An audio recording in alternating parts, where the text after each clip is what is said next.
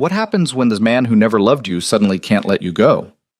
Elena Russo walked into that notary office, ready to sign away 8 years of golden loneliness. But the moment her ex-husband saw her kiss another man, everything changed. Now Rafael Moretti, the crime boss who treated her like furniture, is tearing apart their divorce with obsessive precision. And Elena is about to discover that escaping a man like Rafe isn't about signing papers. It's about surviving his awakening. If you want to see how far love can twist when it finally arrives too late, stay with me until the end. And please, hit that like button and comment your city below so I can see how far this story travels. The notary's office smelled like old leather and broken promises. Elena Russo sat perfectly still in the stiff-backed chair, her hands folded in her lap like a finishing school graduate waiting for inspection. Across the polished mahogany table, her husband, soon-to-be ex-husband, signed his name with the same casual efficiency he used for business contracts. Rafael Moretti didn't look up, didn't pause. The gold Mont Blanc pen moved across the paper in smooth, practiced strokes, and Elena watched each letter form with a strange sense of detachment, as if she were observing someone else's life collapse into legal terminology and notarized stamps. 8 years. 8 years reduced to signatures and initials. The notary, a thin woman with reading glasses on a chain, cleared her throat delicately. Mrs. Moretti, if you'll sign here, here, and initial here. Mrs. Moretti. For a few more minutes, anyway. Elena reached for the pen the woman offered, ignoring the one Rafe had set down between them, the pen he'd given her on their first anniversary, back when he still remembered anniversaries. Her hand didn't shake. That surprised her. She'd expected tremors, maybe tears, some physical manifestation of what should have been grief. Instead, she felt oddly calm, as if her body had already accepted what her mind had been processing for months. She signed her maiden name, Elena Russo. The letters looked foreign after so many years of Moretti, but they also looked like freedom. That concludes our business. The notary gathered the papers with practiced efficiency, adding stamps and seals with the mechanical precision of someone who'd witnessed 1,000 endings. The decree will be final in 30 days, barring any contests or there won't be any contests. Rafe's voice cut through the sterile air, smooth and certain. He stood, buttoning his Tom Ford suit jacket with one hand while checking his phone with the other. My attorney has the settlement terms. Everything's already arranged. Of course it was. Rafael Moretti didn't do anything that wasn't already arranged, controlled, predicted 3 moves ahead. That was how he'd built an empire that stretched from legitimate real estate holdings to ventures Elena had learned not to ask about. Control was his native language. Emotion was a foreign dialect he'd never bothered to learn. Elena stood as well, smoothing down the simple black dress she'd chosen that morning. Not mourning clothes, she'd stopped mourning this marriage 2 years ago. Just armor. Simple, elegant, forgettable. The way Rafe had always preferred her in public. Beautiful, but not flashy. Present, but not prominent. A perfect accessory to his perfect image. Mrs. Moretti, Russo, do you need a moment? The notary's voice carried a thread of sympathy that made Elena's throat tighten unexpectedly. No. Elena's voice came out steady. I'm ready. Rafe finally looked at her then, his dark eyes flicking up from his phone screen with the same casual attention he might give a restaurant menu. Handsome. He'd always been handsome, with the kind of sharp features and commanding presence that made people step aside when he entered a room. Salt and pepper hair that made him look distinguished rather than aging, a jawline that belonged on magazine covers. But there was nothing behind those eyes when he looked at her. No regret, no nostalgia, no acknowledgement that they'd once stood in front of witnesses and promised forever. Good luck, Elena. He said it like he was wrapping up a business lunch with a minor associate. Pleasant, professional, already thinking about his next appointment. Then he walked out. Elena stood there for a moment, listening to his footsteps fade down the hallway, listening to the expensive shoes that had walked away from her 1,000 times before. Birthday dinners cut short by phone calls. Anniversary trips canceled for emergency meetings. Entire weekends where they lived in the same penthouse, but existed in different worlds, Rafe buried in his office while Elena perfected the art of being invisible. Miss Russo? The notary's voice was gentler now. Are you all right? Was she? Elena took inventory. No tears, no rage, no dramatic collapse. Just a strange, weightless feeling, like she'd been carrying something heavy for so long that she'd forgotten what it felt like to stand up straight. I'm fine. And the surprising thing was, she meant it. Thank you. She gathered her purse, not the Hermes bag Rafe had given her last Christmas in lieu of his presents, but a simple leather tote she'd bought herself last month, and walked out of the office that had just legally ended her marriage. The hallway was empty. Rafe was already gone, probably in his car, probably on his phone, probably having already forgotten the appointment entirely. The elevator ride down to the parking garage was long enough for Elena to check her reflection in the polished doors. 32 years old. Still attractive, though she'd never quite believed it the way Rafe's business associates' wives seemed to believe their own beauty. That aggressive, maintained perfection that required teams of professionals and ruthless dedication. Elena had always been softer, quieter. Her dark hair fell in natural waves past her shoulders. No extensions needed. Her face was makeup minimal today. Just enough to look polished, but not enough to suggest she'd tried too hard. Brown eyes that looked tired even when she was rested. She looked like herself. Finally. For the first time in 8 years, she looked like Elena Russo instead of Mrs. Raphael Moretti. The garage was dim and cold, all concrete and exhaust fumes, and the echo of her heels against the floor. Elena walked toward her car, not the Mercedes Rafe had given her, which she'd left in the penthouse garage that morning, but the modest Honda sedan she'd bought with her own money from her own account. Another small act of reclamation. She was halfway to her car when she saw him. Rafe stood next to his black Range Rover, phone pressed to his ear, laughing at something the person on the other end said. And next to him, leaning against the car with the casual elegance of someone who belonged there, was a woman Elena had never seen before. Blonde, polished, mid-20s maybe, with the kind of body that required personal trainers and the kind of style that required personal shoppers. She wore a cream-colored blazer over a silk blouse, designer jeans that probably cost more than Elena's entire outfit, and heels that added 3 inches to her already considerable height. At all. No guilt, no surprise. No at all. No guilt, no surprise. No acknowledgement that his ex-wife of approximately 15 minutes might find this scene even slightly jarring. He just kept talking into his phone, kept smiling at whatever the blonde woman was saying, kept existing in his world where Elena had always been peripheral. The blonde noticed Elena's stare and smiled. Not hostile, not smug, just pleasant and unbothered. The smile of someone who had nothing to feel guilty about because she'd never promised Elena anything. Something hot and sharp twisted in Elena's chest. Not jealousy. She was surprised to realize she didn't care who Rafe was with. But fury. Pure, clean fury at the realization that he'd probably had this woman waiting the entire time. That their marriage had been a formality he'd already moved past weeks or months ago, while Elena was still trying to salvage something that had never really existed. She pulled out her phone with shaking hands and typed a message to Adrian. "Are you free? I could use that coffee you offered." The reply came within seconds. "I'm 20 minutes away. Send me the address." Elena sent the location and leaned against her car, waiting. She didn't look at Rafe again, didn't give him the satisfaction of her attention. Instead, she focused on her breathing, on the cool metal of the car against her back, on the countdown in her head until Adrian arrived. 16 minutes later, a silver Audi pulled into the garage and Adrian Cole stepped out. He saw her immediately and crossed the space between them with the kind of purposeful stride that suggested he understood exactly what she needed. "Elena."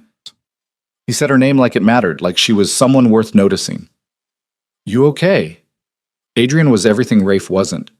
Where Rafe was dark and commanding and dangerously beautiful, Adrian was warm and steady and approachable. Sandy hair that curled slightly at the ends, blue eyes that actually looked at her instead of through her, a build that came from weekend runs and playing basketball with friends, not obsessive gym routines and image management. He wore a simple button-down and jeans, no suit required to prove his worth. They'd met 3 months ago at a charity gala Elena had attended alone. Rafe had canceled at the last minute, as usual. Adrian had been there designing the new wing of the children's hospital they were fundraising for. And he'd made her laugh with his stories about arguing with contractors who thought Art Deco belonged in a pediatric ward. He'd asked for her number, she'd given it to him, and slowly, carefully, over coffee dates and gallery visits and long phone conversations, Elena had started to remember what it felt like to be visible. They'd kissed for the first time 2 weeks ago, in his car after dinner, and Elena had cried afterward, not from regret, but from relief that she could still feel something. I'm fine, Elena managed a real smile. Better now. Adrian glanced past her toward where Rafe still stood with the blonde woman, and something shifted in his expression, not jealousy, but understanding. He stepped closer to Elena, giving her space to choose, and she made the choice. She kissed him. Not tentatively, the way she had 2 weeks ago. Not carefully, like she was still married in spirit if not in law. But deliberately, fully, the way someone kisses when they're choosing their own life instead of living in someone else's shadow. Adrian responded immediately, his hand coming up to cup her face, gentle but present, the kind of touch that acknowledged she was real and there and deserving of attention.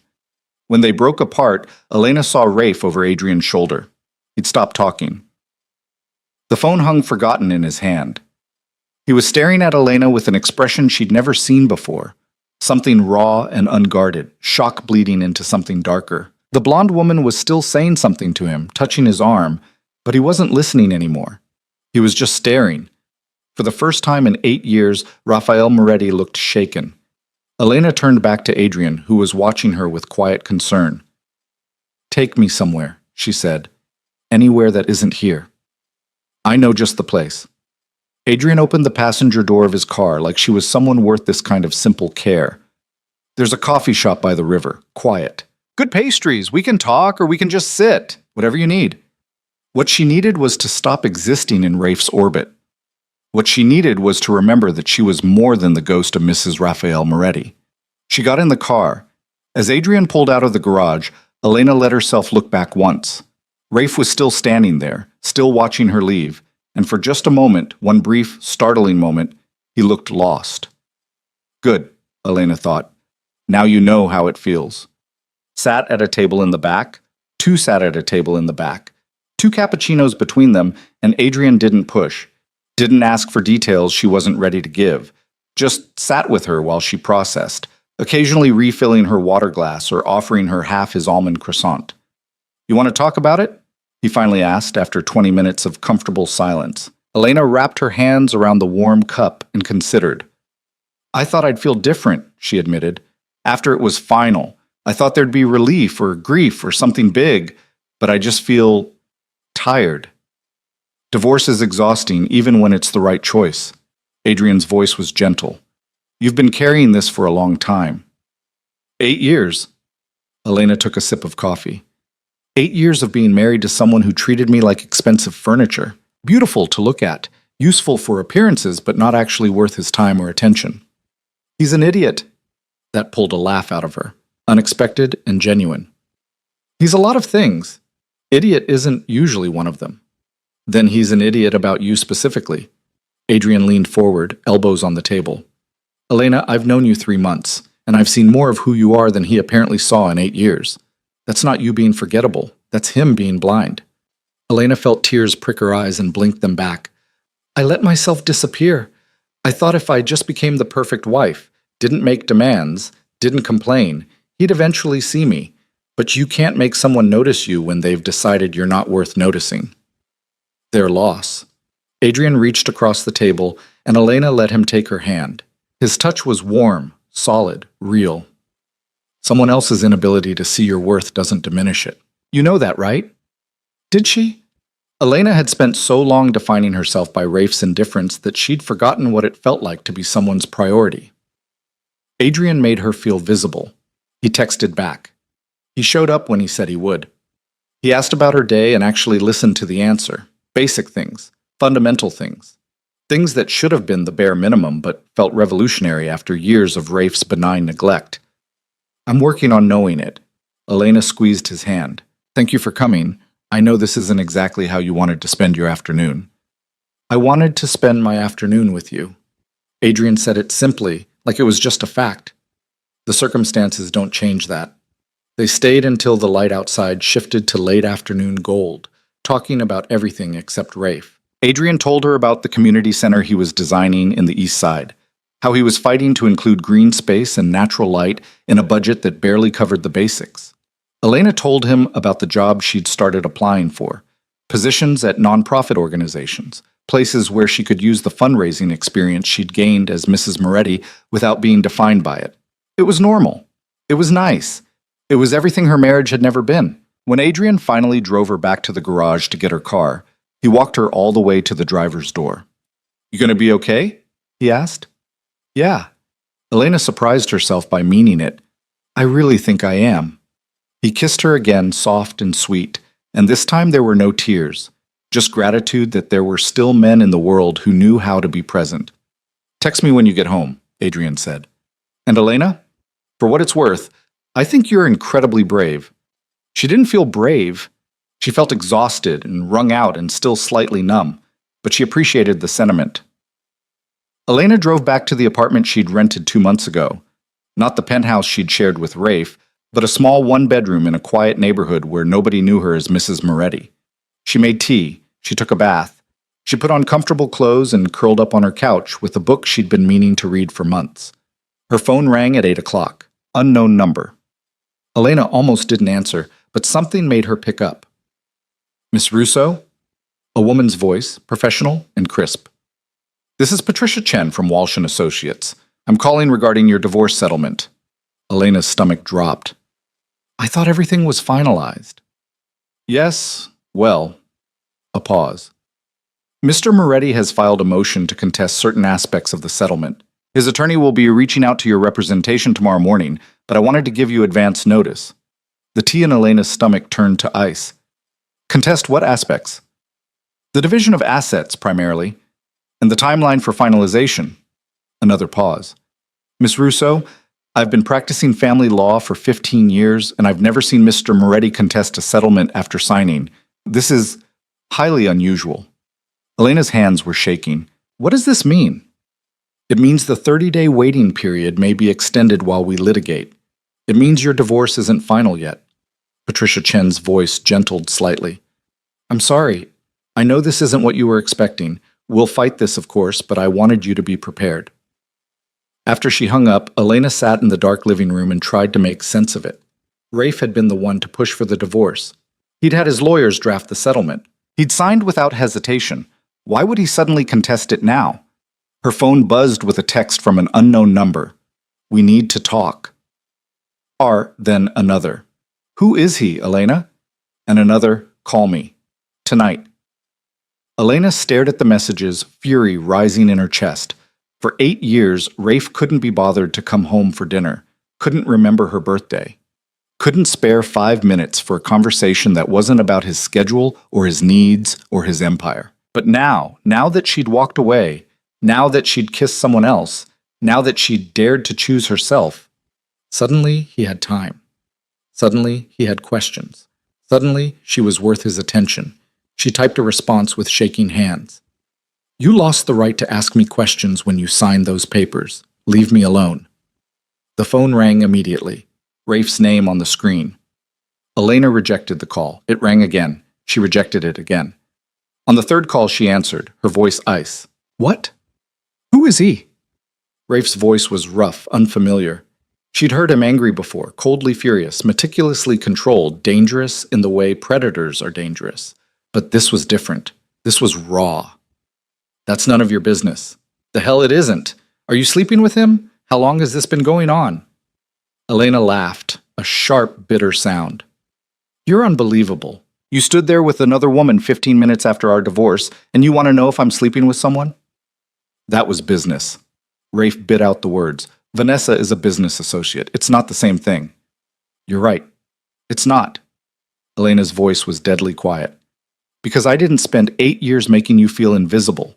I didn't cancel on you 100 times, or treat you like an accessory, or forget you existed the moment you weren't useful. So, no, Rafe, it's not the same thing at all."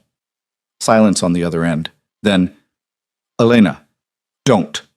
Her voice broke despite her best efforts. "Don't call me again. Don't contest the settlement. Don't drag this out. You wanted out. You got out. Now let me go." "I never said I wanted out. You didn't have to say it. You showed it. Every day for 8 years. Elena was crying now, angry tears she couldn't hold back. "I was so alone in that marriage, Rafe. So completely, desperately alone. And you never noticed. Or you noticed and you didn't care. I'm not sure which is worse." Elena, wait! She hung up. The phone rang again, but this time she turned it off completely.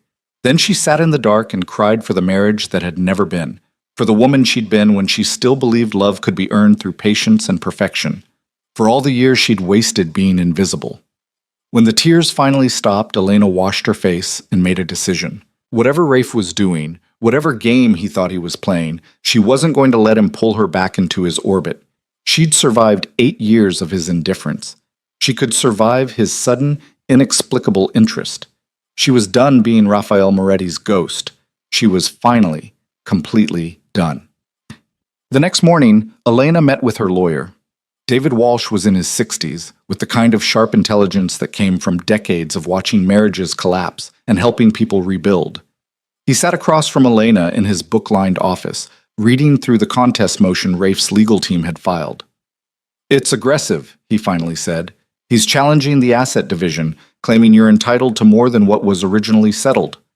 Elena blinked. "What?" "He wants to give you more."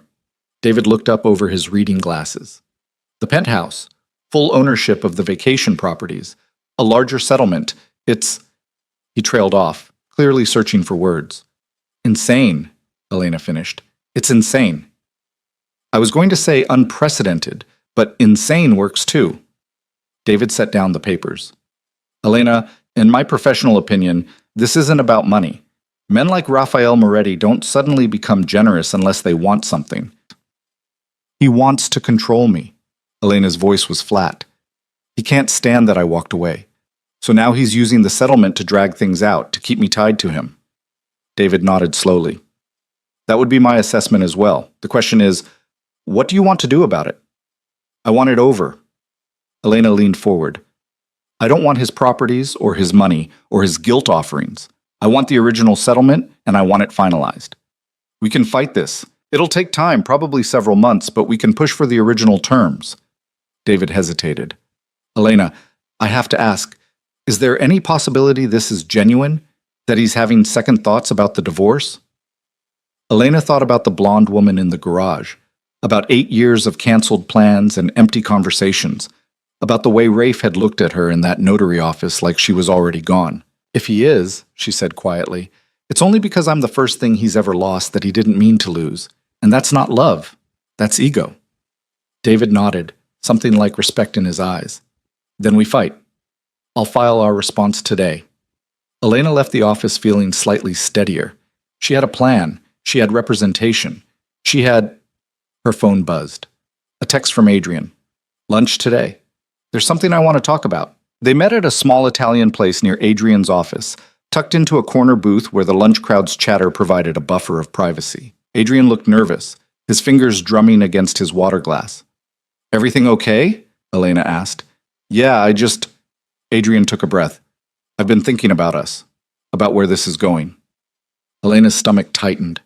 "Okay. I like you, Elena. A lot. These past 3 months have been incredible." Adrian reached across the table for her hand. "But I need to know if you're really ready for this. Because last night, when your ex-husband called, when you told me he was contesting the settlement, I realized I might be walking into something more complicated than I'm equipped to handle. It was fair. It was honest. It was exactly the kind of direct communication Elena had been craving for years. "I understand," she said quietly. "And you're right. This is complicated. Rafe is making it complicated. That's what worries me."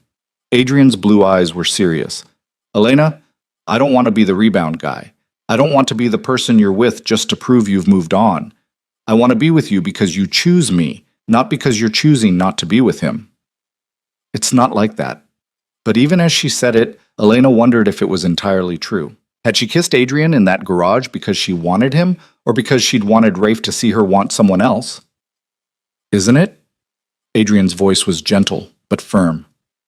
"Be honest with yourself, Elena. Are you over him? Really over him?"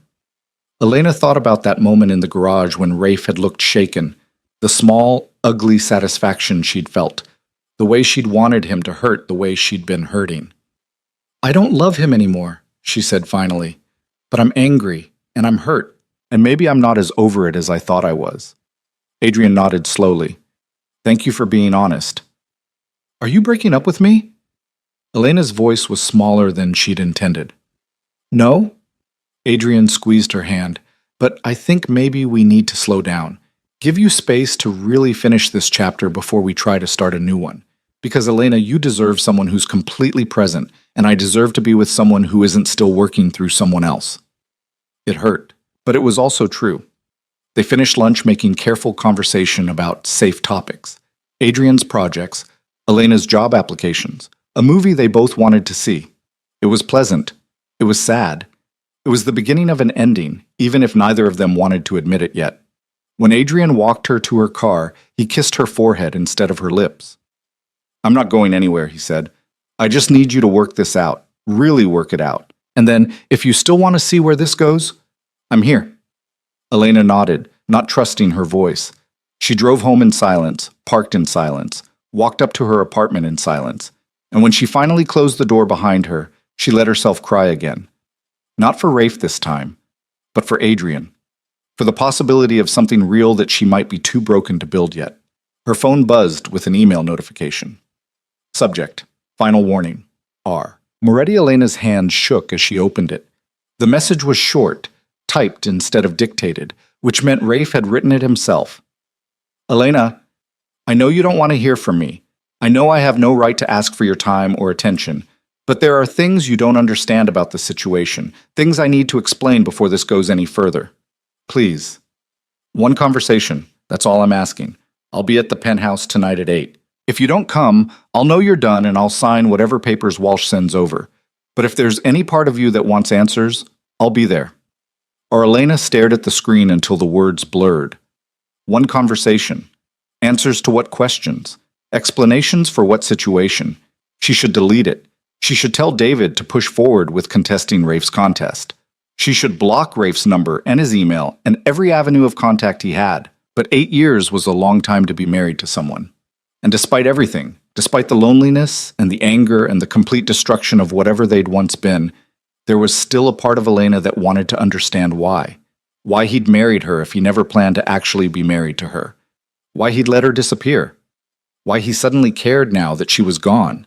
Maybe it was closure she needed. Or maybe it was just one last chance to be seen by the man who'd refused to see her for so long.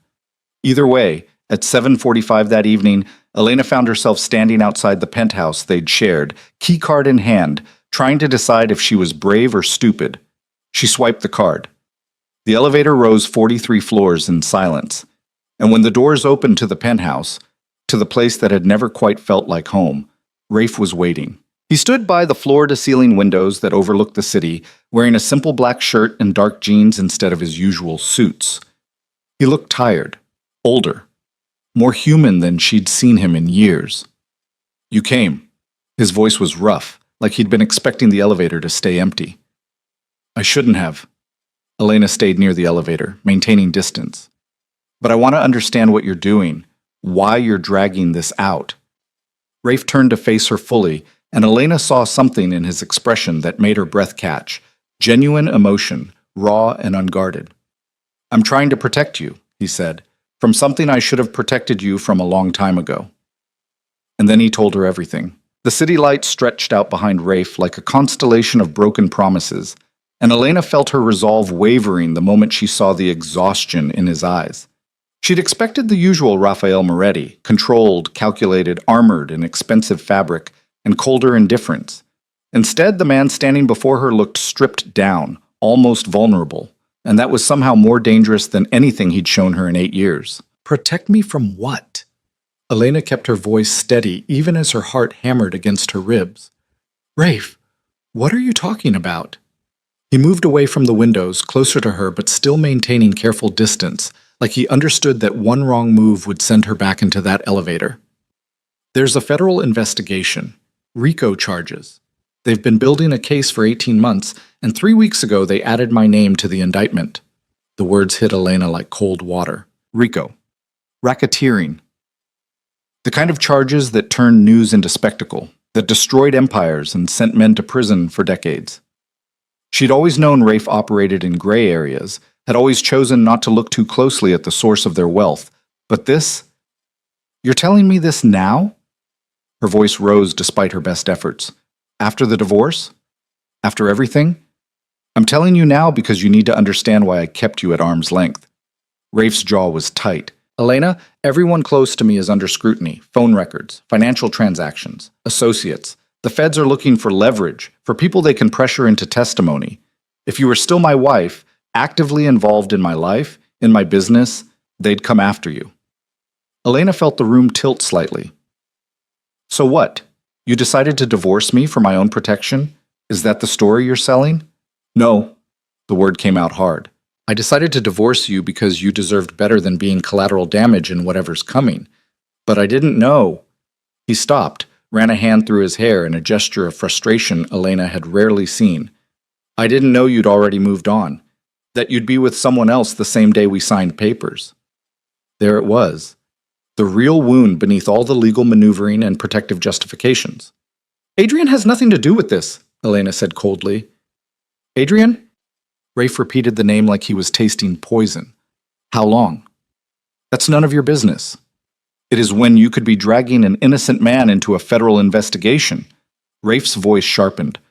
Elena, everyone connected to me is going to be questioned. Your phone records, your financial accounts, anyone you're in contact with, it's all going to be examined. If you're involved with this man, he needs to know what he's walking into. Elena laughed, a bitter sound. You want to talk about what people are walking into? You married me knowing this could happen. You kept me in the dark for 8 years, made me into the perfect ignorant wife, and now you want credit for protecting me? I never wanted you ignorant. Something raw flashed across Rafe's face. I wanted you safe. Those aren't the same thing. Elena took a step forward, anger overriding caution. You kept me isolated. You canceled on me constantly. You treated me like I was decorative instead of human. And now you're telling me it was all for my protection? That's convenient, Rafe. That's a really convenient rewrite of 8 years of neglect. It wasn't neglect. His voice rose to match hers. It was distance, deliberate distance, because the closer you were to my business, the more danger you were in. Then why marry me at all? The question came out as a cry. If you knew this was coming, if you knew you could never actually let me in, why go through with it? Rafe was silent for a long moment, and when he finally spoke, his voice was quieter. Because I thought I could keep you separate. I thought I could have one part of my life that was clean, that was good, that was... He stopped. It doesn't matter now. It matters to me. Elena's hands were shaking. I spent 8 years trying to understand what I did wrong, what was so fundamentally flawed about me that my own husband couldn't stand to be in the same room as me for more than an hour at a time. And now you're telling me it was strategy? Protection? You didn't do anything wrong. Rafe looked at her directly, and the intensity in his dark eyes made Elena's breath catch. You were perfect. You were too perfect. And I was terrified that if I let you get too close, you'd become a target. So instead you made me disappear.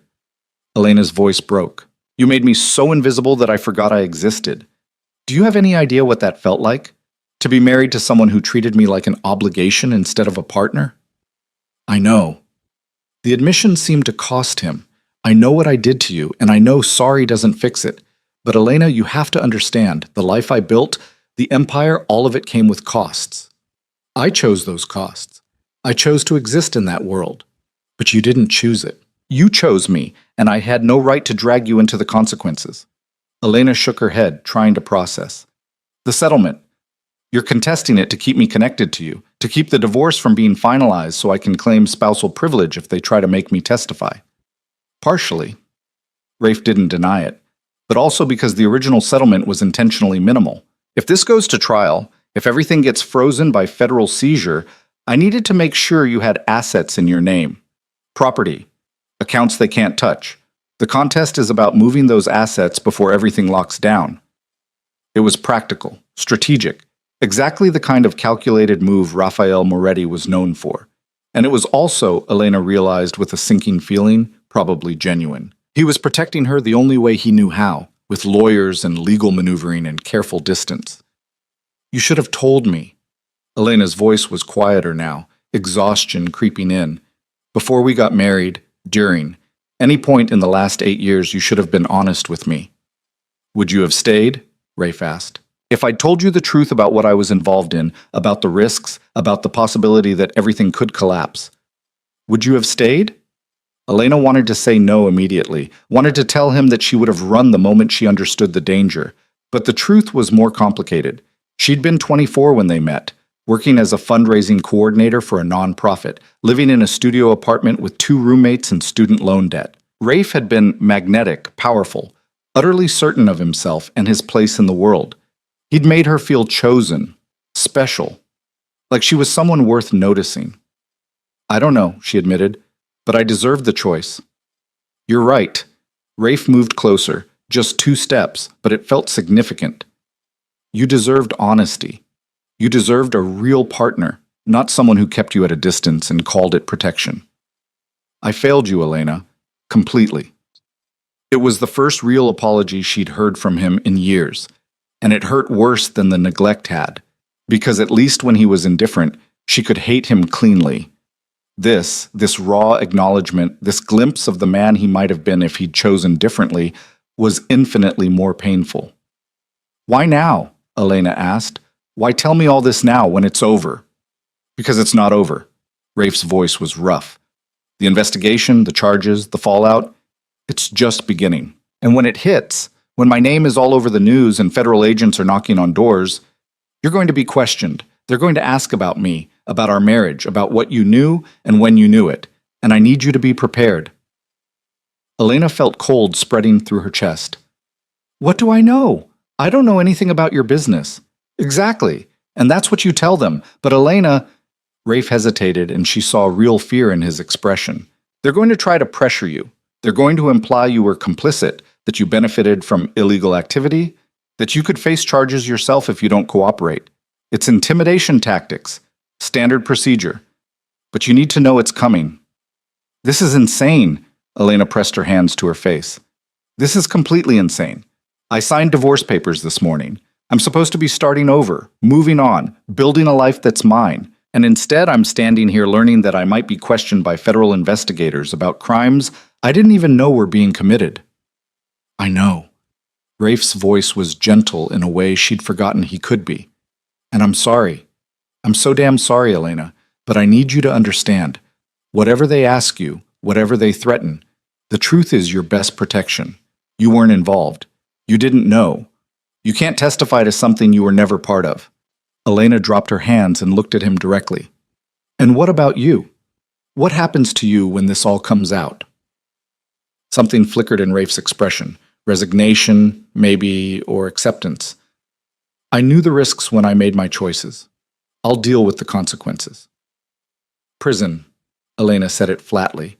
"You're talking about prison." "Possibly. Probably." Rafe's jaw tightened. "My lawyers are working on a defense, but the evidence is substantial.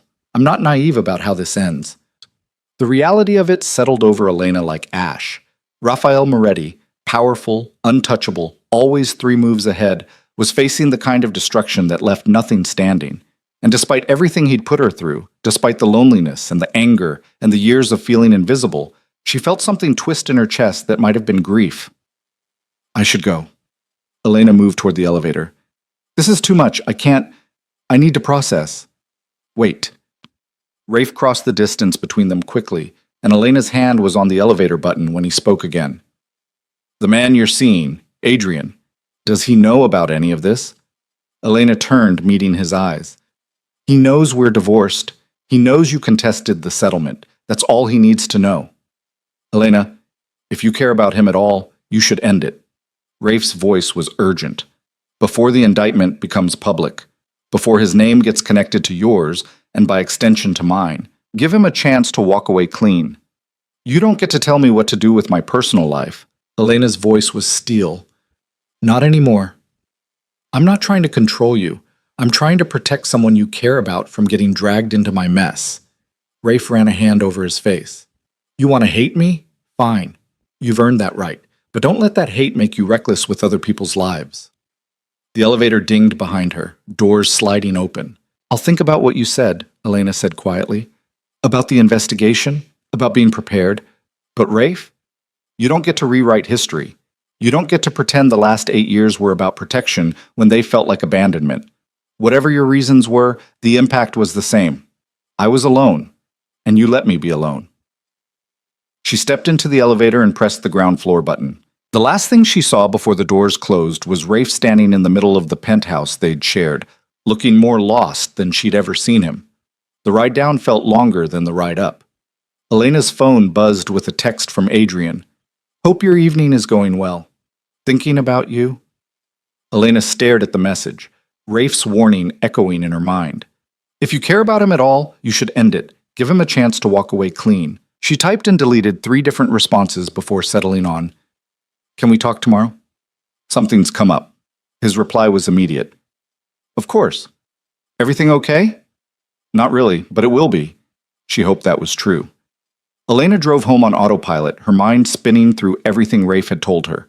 RICO charges, federal investigation, testimony. She'd been so focused on escaping her marriage that she hadn't considered what she might be escaping into. The divorce that was supposed to set her free might have just tethered her to Rafe's downfall in ways she couldn't have anticipated. Her apartment felt too quiet when she finally walked in. She made tea she didn't drink and sat on her couch staring at nothing while her phone buzzed with increasingly concerned messages from Adrian. Finally, around midnight, she sent him one more text. "I need to be honest with you about something. Can we meet for breakfast?" "I'll explain everything." She didn't sleep. Couldn't sleep. Instead, she sat up researching RICO statutes and federal racketeering cases until her eyes burned and the legal jargon started to blur together. One thing became crystal clear. If Rafe was indicted, the investigation would consume everyone in his orbit. Associates, employees, family members, and ex-wives who'd signed divorce papers less than 48 hours ago. The next morning, Elena met Adrian at a diner near his office. He was already there when she arrived, coffee ordered, concern written clearly across his face. "Talk to me," he said as soon as she slid into the booth across from him. "What's going on?" Elena took a breath and told him everything. The investigation, the charges, Rafe's explanation for the contested settlement, the possibility that she'd be questioned, that anyone connected to her might be scrutinized. She watched Adrian's expression shift from concern to shock to something harder to read. When she finished, he was quiet for a long moment. "So your ex-husband is potentially facing federal racketeering charges," Adrian finally said, "and you might be called to testify." "Yes. And he warned you that anyone you're involved with could be questioned as part of the investigation." "Yes." Adrian leaned back against the vinyl booth, processing. "That's a lot, Elena." "I know, and I understand if this is too much." Elena's voice was steady, even though her hands were shaking. "If you want to walk away, I won't blame you. This isn't what you signed up for." "No," Adrian agreed. "It's not." He studied her face, his blue eyes searching. "But I'm not sure walking away is that simple either. We've been seeing each other for 3 months. My name is probably already in your phone records, your credit card statements from dinners we've had. If they're really doing a comprehensive investigation, then you're already connected." Elena felt sick. "I'm sorry. I should have ended this the moment Rafe told me. I should have—" "Hey!" Adrian reached across the table, taking her hand. "You didn't do anything wrong. Your ex-husband made choices that led to this situation. You're just trying to navigate the fallout." "But I'm dragging you into it." "You're not dragging me. I'm choosing to stay informed." Adrian squeezed her hand gently. "But, Elena, I need to ask. Is there any possibility you knew about whatever he was involved in? Anything that could make you complicit?" The question stung, but it was fair. "No, I mean, I knew his business wasn't entirely legitimate. You don't build that kind of wealth through completely legal channels. But the specifics, the details, he kept me completely separate from all of it." "Kept you in the dark." "He called it protection." Elena's voice was bitter. "I called it neglect. Turns out it might have been both." Adrian was quiet again, and Elena could see him working through the implications, weighing his options. This was the moment, she realized. This was where he'd decide if she was worth the risk or if the smart play was to cut his losses and run. "I need some time," he finally said. "Not because I want to leave, but because this is serious. Federal investigations, potential testimony, having my life examined, I need to think about what that means for me. For my career, for my family." "I understand." Elena pulled her hand back, trying to keep her voice from shaking. "Take whatever time you need. I'm not abandoning you." Adrian's voice was firm. "But I'm also not going to pretend this doesn't change things. We went from dating to federal investigation in 24 hours. That's a lot to process." They finished breakfast making stilted conversation, and when Adrian walked her to her car, He kissed her cheek instead of her lips. It felt like goodbye, even though neither of them said the word. Elena spent the rest of the day calling her lawyer and trying to understand what came next. David Walsh was blunt. "If there's an indictment coming, you need to be prepared for a media storm," he said. "Your name will be mentioned. Your marriage will be dissected. And yes, you'll likely be questioned by federal investigators. The spousal privilege complicates things since you're in the process of divorcing, but it's not a complete shield." "What do I do?" Elena felt overwhelmed. "You tell the truth, you cooperate fully, and you don't lie to federal agents under any circumstances." David's voice was serious. "Elena, I'm going to recommend you retain a criminal defense attorney. Not because you've done anything wrong, but because you need someone who specializes in federal investigations advising you through this process." A criminal defense attorney, for a woman whose biggest crime had been trusting the wrong man. That evening, Elena's phone rang with another unknown number.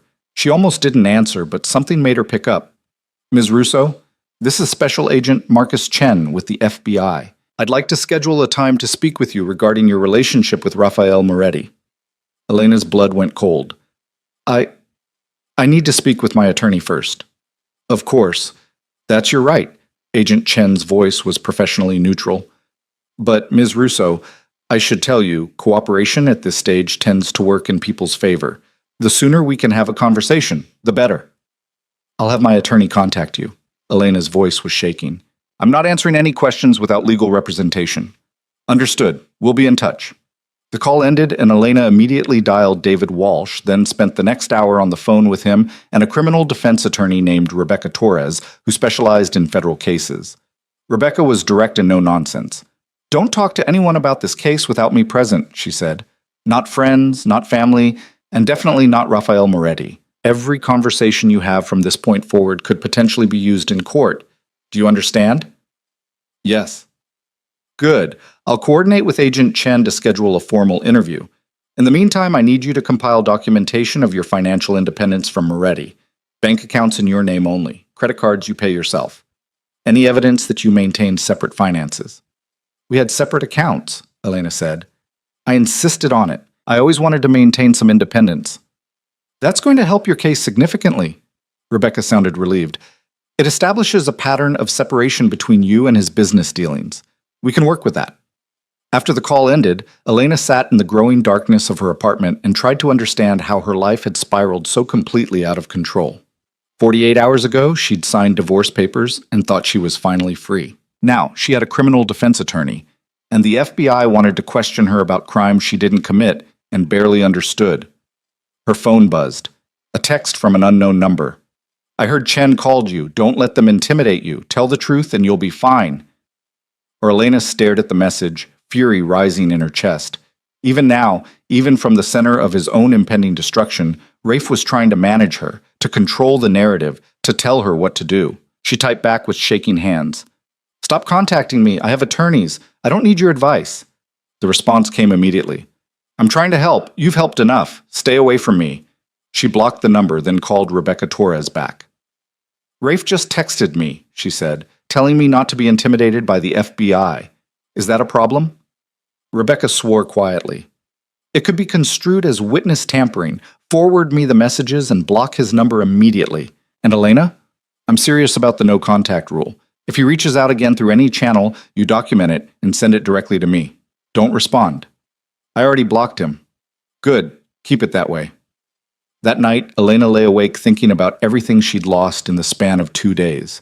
Her marriage, which was already dead but now felt like it was being publicly autopsied. Her privacy. Federal agents would be combing through her life looking for evidence she didn't have. Adrian, who was probably smart enough to walk away before he got dragged into this mess. And her anonymity.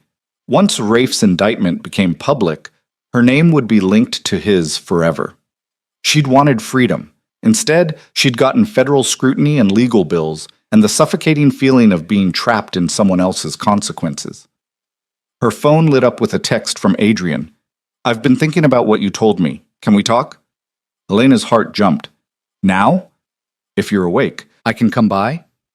She gave him her address, then spent 15 minutes trying to make herself look less exhausted and more composed. When Adrian arrived, he looked serious, but not angry, which Elena took as a good sign. "I talked to my lawyer," he said as soon as she let him in, "about the investigation, about what it might mean for me if we keep seeing each other." Elena's stomach dropped. And he said that unless I was directly involved in Moretti's business, which I'm not, there's no legal reason why we can't continue our relationship. Adrian sat down on her couch, and Elena sat beside him. But he also said that federal investigations can get invasive. Phone records, financial statements, interviews with associates. If we stay together, I need to be prepared for that level of scrutiny. I understand if that's too much. Elena's voice was quiet. It is too much. Adrian turned to face her. It's way too much for 3 months of dating. It's the kind of complication that makes people run in the opposite direction. Elena nodded, feeling tears prick her eyes. Okay. But, Adrian reached for her hand, I also can't shake the feeling that walking away now, when you're dealing with all this, would make me exactly like your ex-husband, someone who abandons you when things get difficult. Adrian, you don't owe me. I know I don't owe you. But I like you, Elena. A lot. And I think there could be something real here if we had a chance to build it without all this external pressure. He took a breath. So here's what I'm proposing. We slow down, like I said before. We don't make any big commitments or declarations, but I don't walk away either. I stay, and we see where this goes, and we deal with the investigation as it comes. Elena felt something loosen in her chest. Are you sure? No? Adrian smiled slightly. But I'm sure I don't want to give up on this without trying. So yeah, I'm in. As long as you promise to be completely honest with me. No more surprises. I promise. Elena squeezed his hand. And Adrian, thank you for not running. Yet, he said wryly. Thank you for not running yet. They spent the evening talking through logistics, what the investigation might entail, how they'd handle media attention if it came, what boundaries they needed to maintain. It was practical and unromantic and exactly what Elena needed. When Adrian left around midnight, he kissed her at the door. A real kiss, not a goodbye kiss. And Elena felt the first genuine hope she'd had in days. Maybe she couldn't control what happened with the investigation. Maybe her life was about to become uncomfortably public. Maybe everything with Rafe was going to get worse before it got better. But she had Adrian choosing to stay.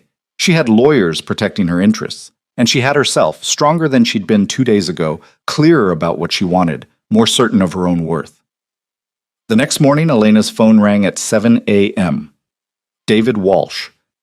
The indictment just became public, he said without preamble. Rafael Moretti has been formally charged with racketeering, money laundering, and conspiracy. It's going to be all over the news in about an hour. Elena turned on her television and watched her ex-husband's mugshot flash across the screen. The man who'd always been so carefully composed, so meticulously in control, looked tired and grim in the booking photo. The ticker at the bottom of the screen read, Prominent businessman Rafael Moretti arrested in federal racketeering case. Her phone started ringing almost immediately. Unknown numbers.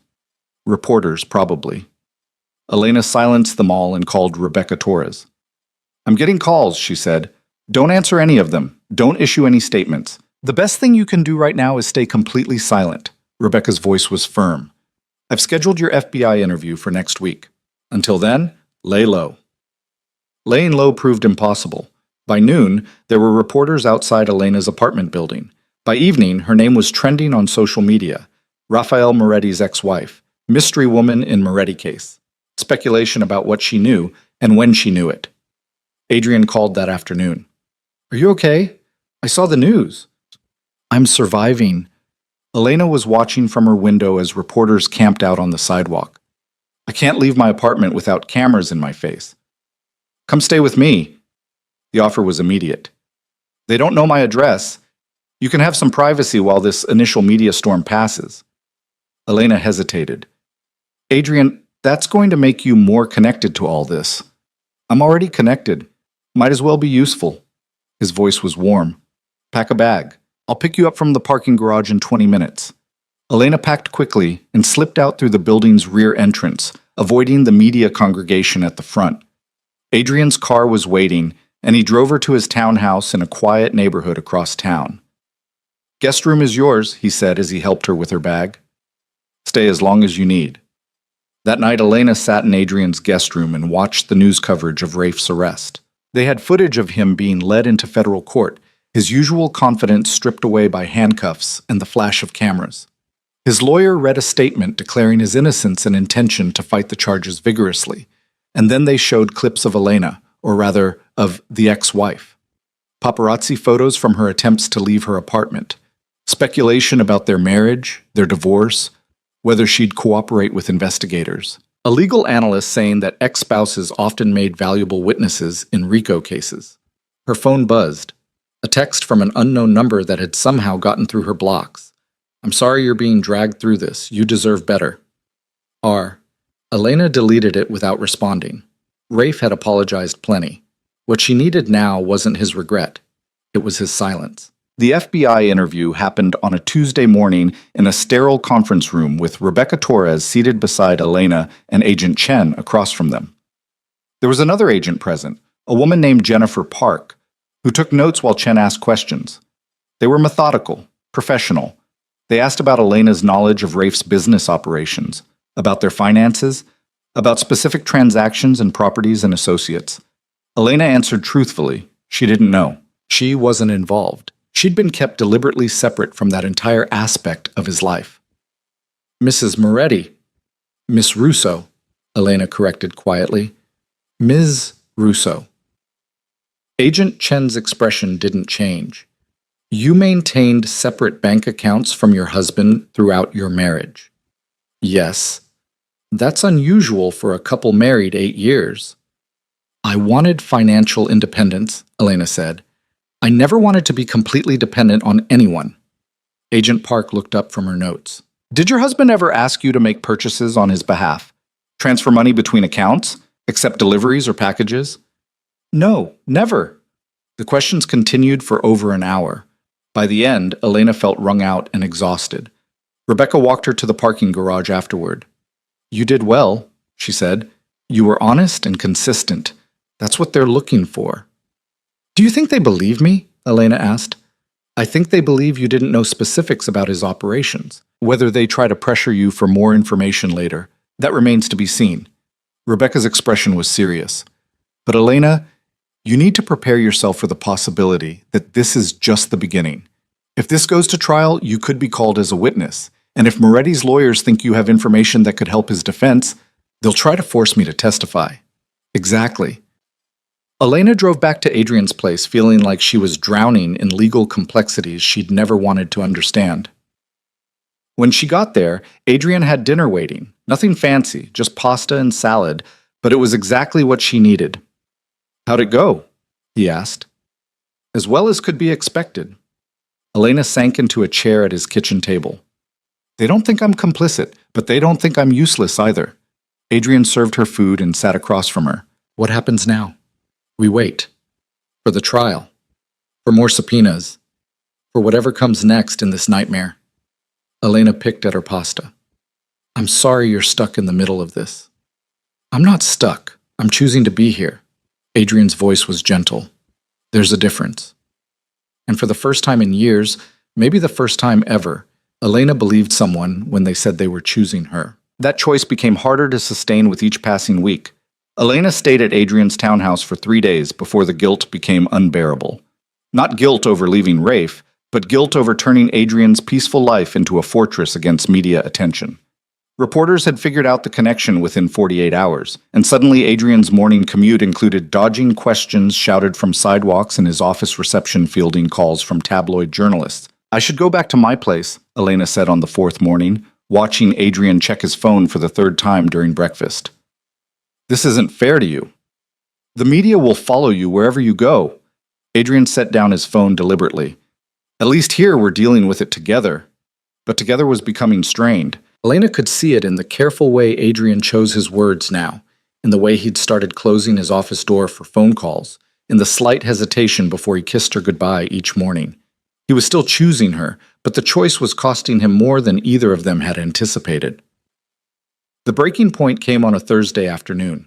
Elena was working from Adrian's home office. She'd taken a temporary leave from her nonprofit job to avoid bringing media scrutiny to their donors when her phone rang with a number she recognized. Rebecca Torres. We have a problem, Rebecca said without preamble. Moretti's legal team just filed a motion to compel your testimony at trial. They're arguing that your knowledge of his legitimate business operations is relevant to establishing his defense. Elena's stomach dropped. I thought spousal privilege protects confidential marital communications. Yes, but they're not asking about private conversations. They're asking about business dinners you attended, charity events where deals were discussed, social gatherings with associates, things that happened in public or semi-public settings. Rebecca's voice was tight. And because your divorce isn't finalized yet, the privilege question gets complicated. What does this mean? It means Moretti's lawyers are going to drag you into this trial whether you want to be there or not. And Elena, I need you to understand something.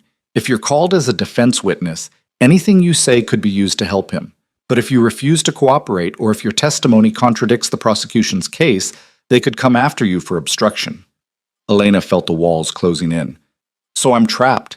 Either I help Rafe or I risk federal charges myself. Not exactly. You can testify truthfully about what you observed without advocating for either side, but it's going to be a tightrope walk. Rebecca paused. There's something else. The prosecution has also expressed interest in calling you as a witness. They think your testimony about Moretti's behavior patterns and financial separation could support their case for deliberate compartmentalization of illegal activities. Both sides want me to testify? Elena's voice rose. How is that even possible? Because you're the ex-wife, you have a unique perspective that both sides think they can use. Rebecca's tone gentled slightly. Elena, I'm going to be very direct with you. This trial is going to be ugly. It's going to be public, and you're going to be caught in the middle of it no matter what you do. The best we can hope for is to minimize the damage and keep you from facing any charges yourself. After the call ended, Elena sat staring at her laptop screen without seeing it. The article she'd been reading, something about nonprofit grant applications, blurred into meaningless text. She was going to have to testify. She was going to have to sit in a courtroom and answer questions about Rafe, about their marriage, about things she'd spent 8 years trying not to see too clearly. And both sides would be trying to use her words as weapons. Adrian came home that evening to find Elena sitting in the dark living room, her laptop abandoned on the coffee table. Hey! He turned on a lamp, and Elena blinked at the sudden brightness. What happened? She told him everything about the motions to compel, about being caught between the defense and prosecution, about the impossibility of her situation. Adrian listened without interrupting, and when she finished, he was quiet for a long moment. I think you should talk to him, Adrian finally said. Elena stared. What? Rafe. I think you should talk to him directly about this. Adrian sat down beside her, and his expression was serious. Look, I hate saying this. I hate that he's still controlling your life from the center of his own disaster. But Elena, if both sides are going to call you as a witness, you need to understand what you're actually being asked to testify about. And the only person who can give you that full picture is Rafe himself.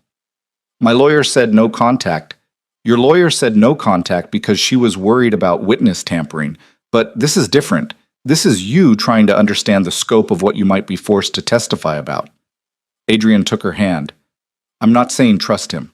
I'm not saying believe whatever story he tells you. But I am saying you need all the information before you walk into that courtroom. Elena wanted to argue, but the logic was sound. She'd spent 8 years deliberately not asking questions about Rafe's business. Now she was being forced to answer questions about it, and she didn't even know what the questions would be. If I do this, she said slowly, if I talk to him, it doesn't mean I'm on his side. I know, Adrian squeezed her hand, but it might mean you're better prepared to protect yourself. Elena called Rebecca Torres the next morning and explained what she wanted to do. Absolutely not. Rebecca's response was immediate. Elena, any conversation you have with Moretti could be discoverable. Both sides could subpoena you about what was discussed. It's a terrible idea. What if I have my attorney present? What if it's an official meeting with both legal teams? Rebecca was quiet. That's different. That would be a proffer session, preliminary discussions about potential testimony. Those conversations typically have some protection. She paused. But Elena, are you sure you want to do this? Sitting across from Moretti, hearing his version of events, it's going to be hard. Everything about this is hard. Elena's voice was steady. At least this way I'm choosing to face it instead of having it sprung on me in court. Rebecca arranged the meeting for the following Monday at a neutral conference room in her law firm's office building. Rafe would attend with his lead attorney, a sharp-dressed woman named Marion Voss, who had a reputation for decimating prosecution witnesses. Rebecca would be there for Elena. And Agent Chen had been notified, as required by law, though the FBI wasn't sending a representative. Elena spent the weekend at Adrian's place trying to prepare mentally for seeing Rafe again. It had been 3 weeks since that night in the penthouse. 3 weeks of watching his arrest and arraignment and bail hearing play out on national news. She'd seen him only through television screens and newspaper photos, and the distance had made it easier to maintain her anger. Now she was going to have to sit across a table from him and discuss the ruins of everything they'd built together. Adrian drove her to the meeting Monday morning. He couldn't come inside. This was strictly attorneys and principals. But he walked her to the building entrance. "You don't have to do this," he said quietly. "Yes, I do." Elena straightened her shoulders. "But thank you for reminding me I have a choice." The conference room was sterile and intimidating, all glass and steel and uncomfortable chairs. Rebecca was already there, reviewing documents. Marion Voss arrived moments later with an assistant carrying 3 banker's boxes of files. And then Rafe walked in. He looked different, thinner, maybe, or just worn down by the weight of federal charges and constant legal preparation. He wore a suit, but not one of his usual power pieces. Something softer, more approachable, probably chosen by Marion to make him look sympathetic. When his eyes met Elena's, something flickered in his expression that looked almost like pain. "Thank you for agreeing to this meeting," Marion said, taking control immediately. "Ms. Russo, we appreciate your willingness to discuss potential testimony. I want to be clear from the outset. Nothing said in this room constitutes legal advice from our firm to you, and you should rely entirely on your own counsel's guidance." "Understood." Elena's voice was cool. Marion opened one of the boxes and pulled out a timeline document. The prosecution's case centers on a series of real estate transactions between 2019 and 2024. They allege that Mr. Moretti used these transactions to launder money from illegal gambling operations and loan sharking activities. What we need to establish is that Mr. Moretti maintained legitimate business interests that fully accounted for his income and assets. "I don't know anything about his business interests," Elena said, "legitimate or otherwise." "You attended business dinners, charity galas, social events with his associates." Marion's tone was patient, like she was explaining something simple to a child. "You observed his behavior in professional contexts. That observation is valuable testimony." "Testimony saying what exactly?" Marion pulled out another document. "That Mr. Moretti conducted himself as a legitimate businessman, that his associates were reputable professionals. That the events you attended were standard networking and philanthropic activities, not criminal conspiracy." Elena looked at Rebecca, who gave a slight nod. "Answer truthfully." "Some of his associates were reputable," Elena said slowly, "but some of them made me uncomfortable. Men who talked too loudly about money and power. Women who looked scared of their partners.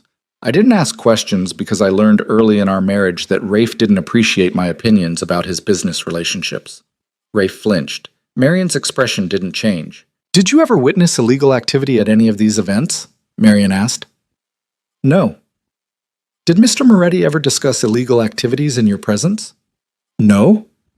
"Did he ever ask you to participate in transactions that seemed questionable or unusual?"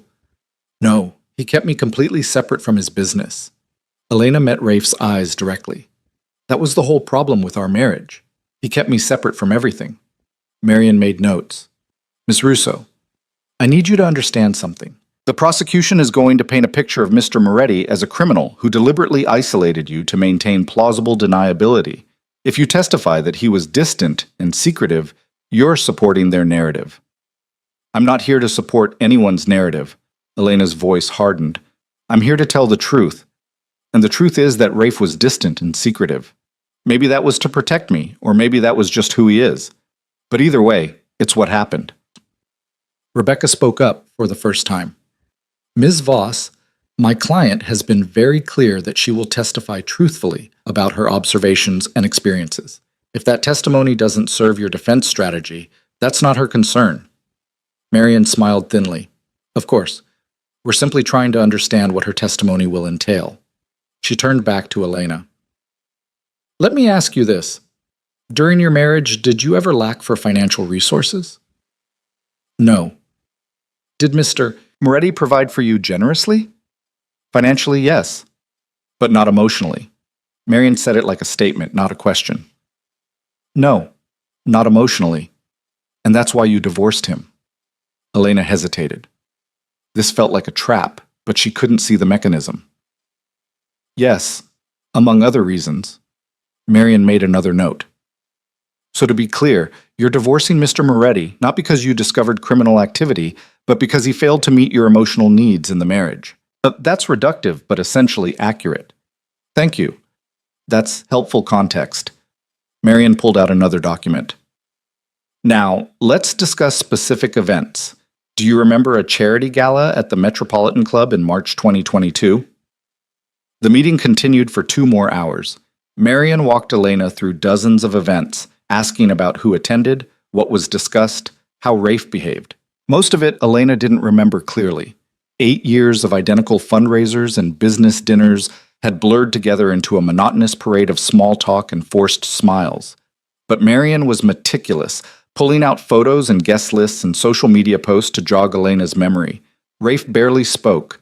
He sat at the end of the table watching Elena with an intensity that made her skin prickle. Occasionally, Marion would ask him to clarify a detail, which associate was which, what business deal was being discussed, but mostly he just watched. Finally, Marion closed her last folder. I think that gives us a clear picture of Ms. Russo's potential testimony. Rebecca, we'll need to coordinate with your office about timing and preparation. Understood. Rebecca gathered her own materials. Elena, we should go. But as Elena stood to leave, Rafe spoke for the first time. Can I have a moment? His voice was rough, unused. Just a moment, with Rebecca present. Marion looked like she wanted to object, but Rebecca nodded slightly. One moment. I'll be right outside the door. The attorneys filed out, leaving Elena and Rafe alone in the glass-walled conference room. Elena stayed standing, maintaining distance. Thank you for doing this, Rafe said quietly. I know how hard this must be. You don't know anything about how hard this is. Elena's voice was sharp. You created this situation. I'm just trying to survive it. I know. Rafe stood as well, but didn't move closer. Elena, I need you to understand, whatever you say on that stand, whatever testimony you give, I'm not going to resent you for it. Tell the truth. Protect yourself. That's all I want. Since when do you care what I want? I've always cared. The words came out raw. I just didn't know how to show it without putting you in danger. Elena laughed bitterly. You keep saying that, like distance and neglect were the same as protection, like making me invisible was some kind of gift. It wasn't a gift. It was cowardice. Rafe ran a hand through his hair, a gesture of frustration she recognized from years of watching him from across rooms. I told myself I was keeping you safe, but the truth is I was too much of a coward to give you the choice, to tell you the truth and let you decide if you wanted to stay. You're right. You were a coward. Elena felt tears threatening and blinked them back. But knowing that now doesn't change the 8 years I spent feeling like I didn't matter. You mattered.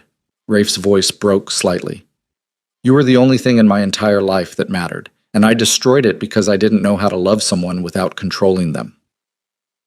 The admission hung in the air between them. Elena wanted to stay angry, wanted to maintain the clean fury that had sustained her through the divorce and the investigation.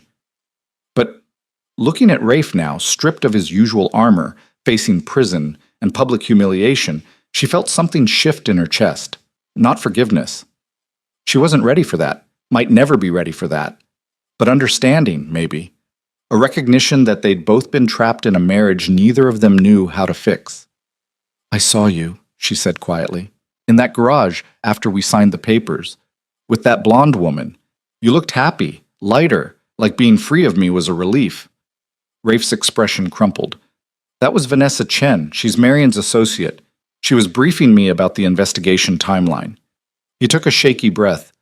I was laughing because she'd just told me a story about her kid getting suspended from school for starting a philosophical debate about whether detention was a violation of human rights. It was the first moment in months I wasn't thinking about the indictment or the divorce or... He stopped. And then I saw you.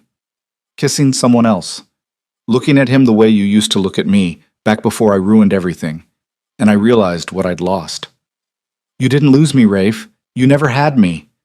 Elena's voice was steady despite the tears now streaming down her face. You had a wife who was so desperate to be seen that she made herself smaller and smaller trying to fit into the spaces you left open. That's not love. That's not a marriage. That's just two people existing in proximity and calling it a relationship. I know. Rafe's own eyes were wet. And I'm so sorry for all of it. For every canceled dinner and forgotten anniversary and moment I chose my empire over my wife. I'm sorry, Elena. The door opened. Rebecca stuck her head in. Time's up. Elena, we need to go. Elena nodded, gathering her things with shaking hands. She walked to the door, then paused and looked back at Rafe one more time. I hope you survive this, she said quietly. Not because I forgive you, but because I don't want to spend the rest of my life defined by being the widow of a man who died in prison. I want both of us to have the chance to become something other than this disaster. Then she walked out, leaving Rafe standing alone in the conference room. Adrian was waiting in the parking garage, leaning against his car with 2 coffee cups. He handed one to Elena without asking if she needed it, and she took it gratefully. How bad? He asked. Worse than I expected. Better than I feared. Elena took a long sip of coffee, letting the warmth steady her. His lawyer is going to try to use me to humanize him, make him look like a devoted husband instead of a criminal. Are you okay with that? Elena considered. I'm going to tell the truth. If the truth makes him look human, that's not my problem. But I'm not going to lie to protect him either. They drove back to Adrian's place in silence. When they got inside, Elena finally let herself collapse on the couch, exhausted by the emotional weight of the morning. Adrian sat beside her. Can I ask you something? Always. Do you still love him? Adrian's voice was careful, neutral. Not whether you want to be with him, just, do you still have feelings for him?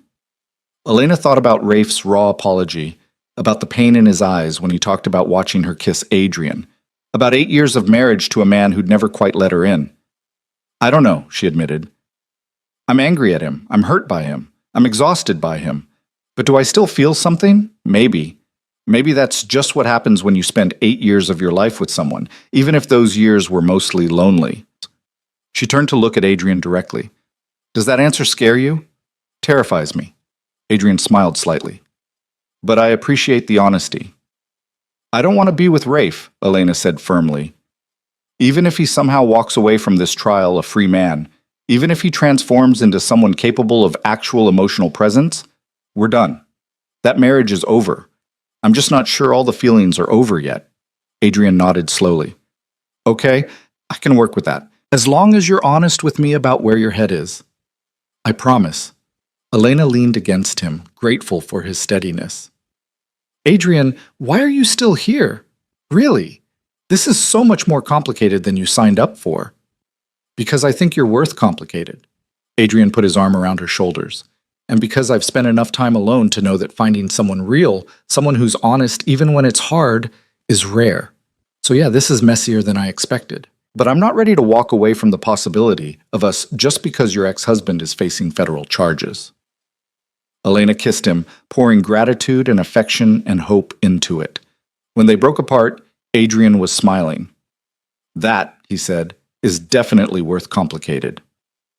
The next 3 weeks passed in a blur of legal preparation and mounting media attention.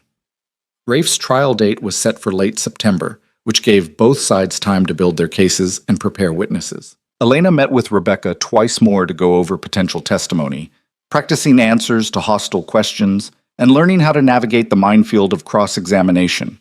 The media attention intensified as the trial approached. Tabloids ran speculative pieces about Elena's role in Rafe's empire, complete with photos of her at charity events and wild theories about what she knew and when. One particularly vicious columnist suggested she was complicit in everything and had orchestrated the divorce to escape prosecution. Another painted her as a naive victim of a predatory older man. Neither narrative felt true. Elena was neither complicit nor naive. She was just a woman who'd made the mistake of loving someone who didn't know how to love her back. Adrian's patience started showing cracks around week 2. His firm's senior partners called him in for a conversation about the media attention and whether it was affecting his professional reputation. One of his ongoing projects, a museum commission he'd been working toward for years, was suddenly put on hold pending review. And his mother called, worried and accusatory, asking why he was dating a woman involved in a federal criminal case. "I'm not involved," Elena protested when Adrian told her about the call. "I'm a witness." "It's not the same thing." "Try telling that to my mother." Adrian's voice had an edge Elena hadn't heard before. "She's convinced you're going to drag me down with you." Maybe she's right. Elena felt something cold settle in her chest. Maybe I am dragging you down. "Don't." Adrian stopped her. "Don't make this easier by playing the martyr. If I want out, I'll tell you, but I don't get to blame you for my choice to stay." But the strain was there, evident in the way Adrian had started working late at the office, in the careful politeness that had crept into their conversations, in the growing silences that felt less comfortable and more loaded with things unsaid. The breaking point came on a Friday evening, 3 weeks before the trial. Elena was cooking dinner at Adrian's place, something simple, just pasta and vegetables, when Adrian's doorbell rang. He answered it while Elena stirred sauce, and she heard raised voices from the hallway. When Adrian came back into the kitchen, he looked grim. A man followed him, tall, expensive suit, the kind of predatory confidence that made Elena's skin crawl. "Miss Russo." The man smiled like a shark. "I'm Detective Lawrence Vance. I work with the Organized Crime Task Force investigating Rafael Moretti." Elena's hand tightened on the spoon. "I've already spoken with the FBI." "I know. I've read your transcript." Vance pulled out a business card and set it on the counter. "I'm here to offer you a different option." "Elena doesn't have to talk to you without her lawyer present," Adrian said sharply. "I'm aware of her rights." Vance's smile didn't waver. "But I thought she might want to hear what I have to say before she makes that call." Rebecca had warned Elena about this. Investigators showing up unannounced, trying to catch witnesses off guard, fishing for statements that could be used in court. The proper response was to refuse to engage and call her attorney immediately, but curiosity overrode caution. "What option?" "Protection." Vance leaned against the counter, casual. "Ms. Russo, we know you're planning to testify about your observations during your marriage, but what if I told you we could offer you immunity in exchange for something more substantial?" "I don't need immunity. I haven't done anything wrong." "Not yet." Vance's eyes were cold. "But you're aware that federal investigations tend to expand. We're looking at money laundering, racketeering, conspiracy. And Ms. Russo, you lived in a penthouse purchased with potentially illegal funds. You wore jewelry bought with that money. You benefited directly from criminal activity." Elena felt her face drain of color. "You're threatening me." "I'm informing you of your legal exposure." Vance straightened. "But here's the thing. If you're willing to cooperate more fully to really help us build a comprehensive case against Moretti, we can protect you from any potential charges, full immunity, clean slate." "Get out." Adrian's voice was low and dangerous. "Get out of my house right now or I'm calling the police. I am the police." Vance didn't move. "And I'm offering Miss Russo a lifeline. Think about it carefully before you reject it." After he left, Elena stood frozen in the kitchen, the pasta sauce burning forgotten on the stove. Adrian turned off the burner and moved the pan, then pulled out his phone. "I'm calling Rebecca," he said. The call that followed was tense. Rebecca was furious that Vance had approached Elena without going through proper channels, and even more furious that he'd shown up at Adrian's residence. "This is intimidation," Rebecca said, her voice sharp over the speakerphone. "He's trying to scare you into cooperating beyond your actual legal obligations. Elena, listen to me. You do not need immunity. You haven't committed any crimes. He's fishing, and he's doing it in the most unethical way possible." "But what if he's right?" Elena's voice was shaking. "What if I am legally exposed because I lived in that penthouse and you're not? We've been through this. Benefiting from a spouse's income is not a crime, even if that income was illegally obtained, as long as you had no knowledge of the illegal activity." Rebecca's voice gentled slightly. "Elena, this is a pressure tactic. Don't let it work." After the call ended, Elena and Adrian sat in heavy silence. The dinner was ruined, the evening destroyed, and something fundamental had shifted in the space between them. "I can't do this anymore," Adrian finally said. Elena felt her heart stop. "What?" "Not us. Not the relationship." Adrian took her hand and his eyes were pained. "But I can't keep having my home invaded by federal investigators. I can't keep watching you be threatened and manipulated. I can't keep living in the center of someone else's legal nightmare. I understand. Elena pulled her hand back, trying to maintain dignity even as her chest cracked open. I'll pack my things. Elena, wait. No, you're right. She stood, needing movement to keep from falling apart. This isn't fair to you. It was never fair to you. You deserve a normal life with someone who isn't drowning in their ex-husband's federal charges. She went to the guest room and started throwing her belongings into her suitcase. Adrian followed, leaning in the doorway. I'm not breaking up with you, he said quietly. Elena stopped packing. Then what are you doing? I'm asking for space, distance. Not forever, but for now. Adrian's voice was rough. Elena, I care about you. A lot. But I'm also watching my professional reputation crumble and my personal life get invaded by investigators, and I need some breathing room to figure out if I can actually handle this long term. It was honest. It was fair. It also felt like a slow-motion goodbye. How much space? Elena asked. I don't know. Through the trial, at least. Well, let's let things settle. Let the media attention die down, and then we can figure out what comes next. Adrian stepped into the room. I'm not asking you to wait for me. If you meet someone else, if you move on, I'll understand. But I'm also not ready to completely let go. Elena nodded, not trusting her voice. She finished packing in silence while Adrian watched, and when she was done, he carried her suitcase to her car. Where will you go? He asked. My apartment, I guess. Face the reporters. Elena tried to smile. I can't hide forever. Adrian kissed her forehead, gentle and sad. For what it's worth, I really hoped this would work out differently. Me too. Elena drove back to her apartment in the dark, and when she pulled into her parking garage, the reporters were gone. The media had apparently moved on to other scandals, other stories. Her 15 minutes of tabloid fame had expired. She let herself into her quiet apartment and set her suitcase down in the entryway. The space felt smaller than she remembered, emptier. She'd been gone for nearly a month, and coming back felt like returning to a life that didn't quite fit anymore. Her phone buzzed with a text from an unknown number. Despite her better judgment, she opened it. I heard Vance came to see you. Don't believe his threats. You're not in any legal danger. My lawyers can confirm if you need them to. Stay strong. R.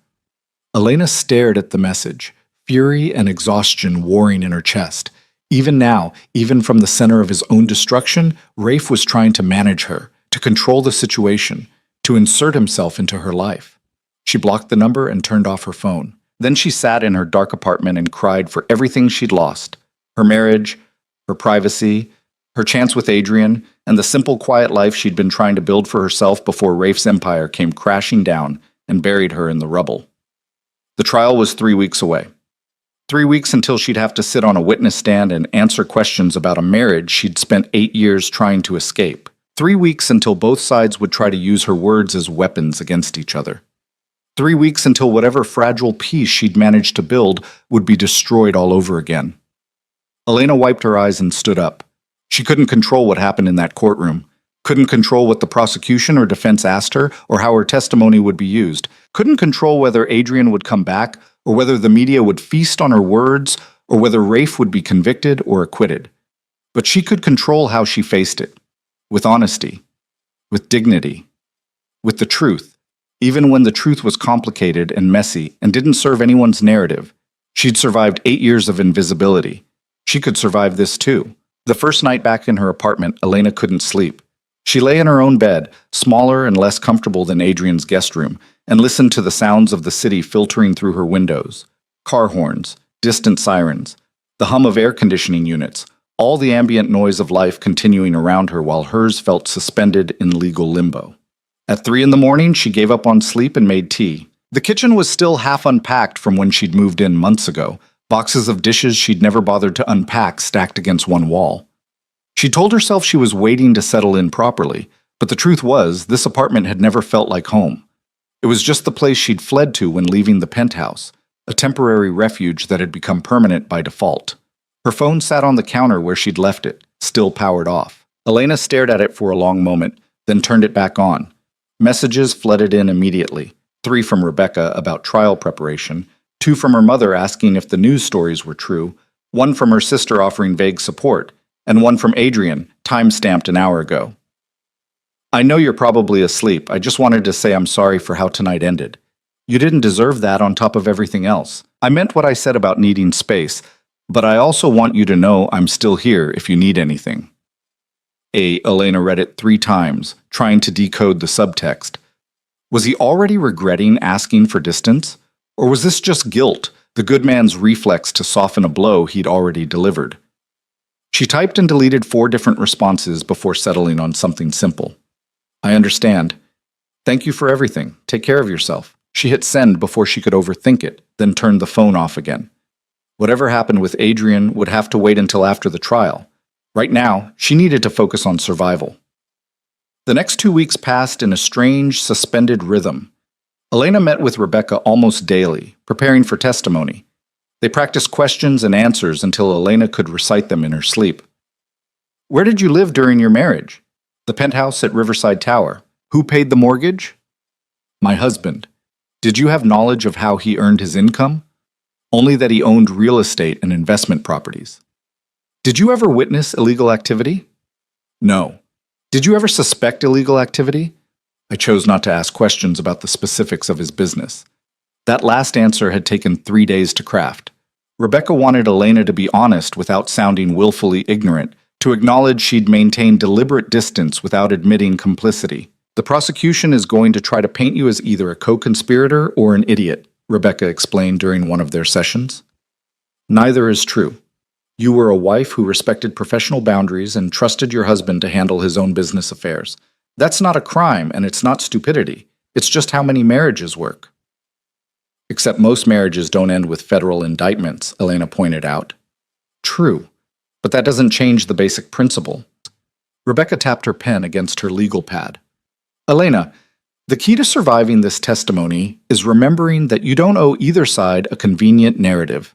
Tell your truth. Let them figure out how to use it. The media attention had mostly died down after Elena returned to her apartment, but it flared up again when the prosecution released its witness list. Elena's name was on it, along with 43 others. The tabloids had a field day speculating about what she'd say, what she knew, whether she'd defend her ex-husband or bury him. One particularly vicious blogger suggested Elena was planning to write a tell-all book and cash in on the scandal. Another claimed she was secretly still in love with Rafe and would perjure herself to save him. Elena stopped reading the coverage after the 3rd article called her a mob wife, despite the fact that Rafe had never been accused of anything involving organized crime. On the Thursday before the trial began, Elena received a subpoena, not for testimony that had already been arranged, but for documents. The prosecution wanted copies of every credit card statement, bank record, and financial transaction from her 8-year marriage. They wanted her personal calendar from the last 3 years.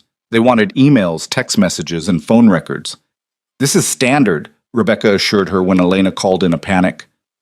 They're building a timeline, looking for patterns. It doesn't mean they think you're guilty of anything. It feels like they think I'm guilty of everything, Elena said.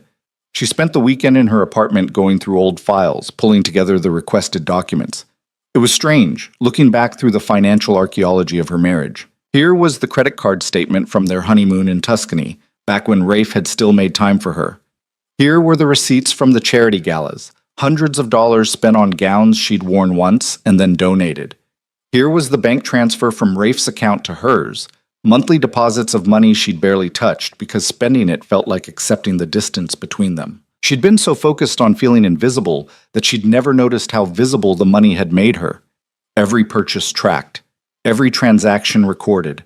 8 years of financial breadcrumbs that could now be followed by federal prosecutors looking for evidence of something she'd never been part of.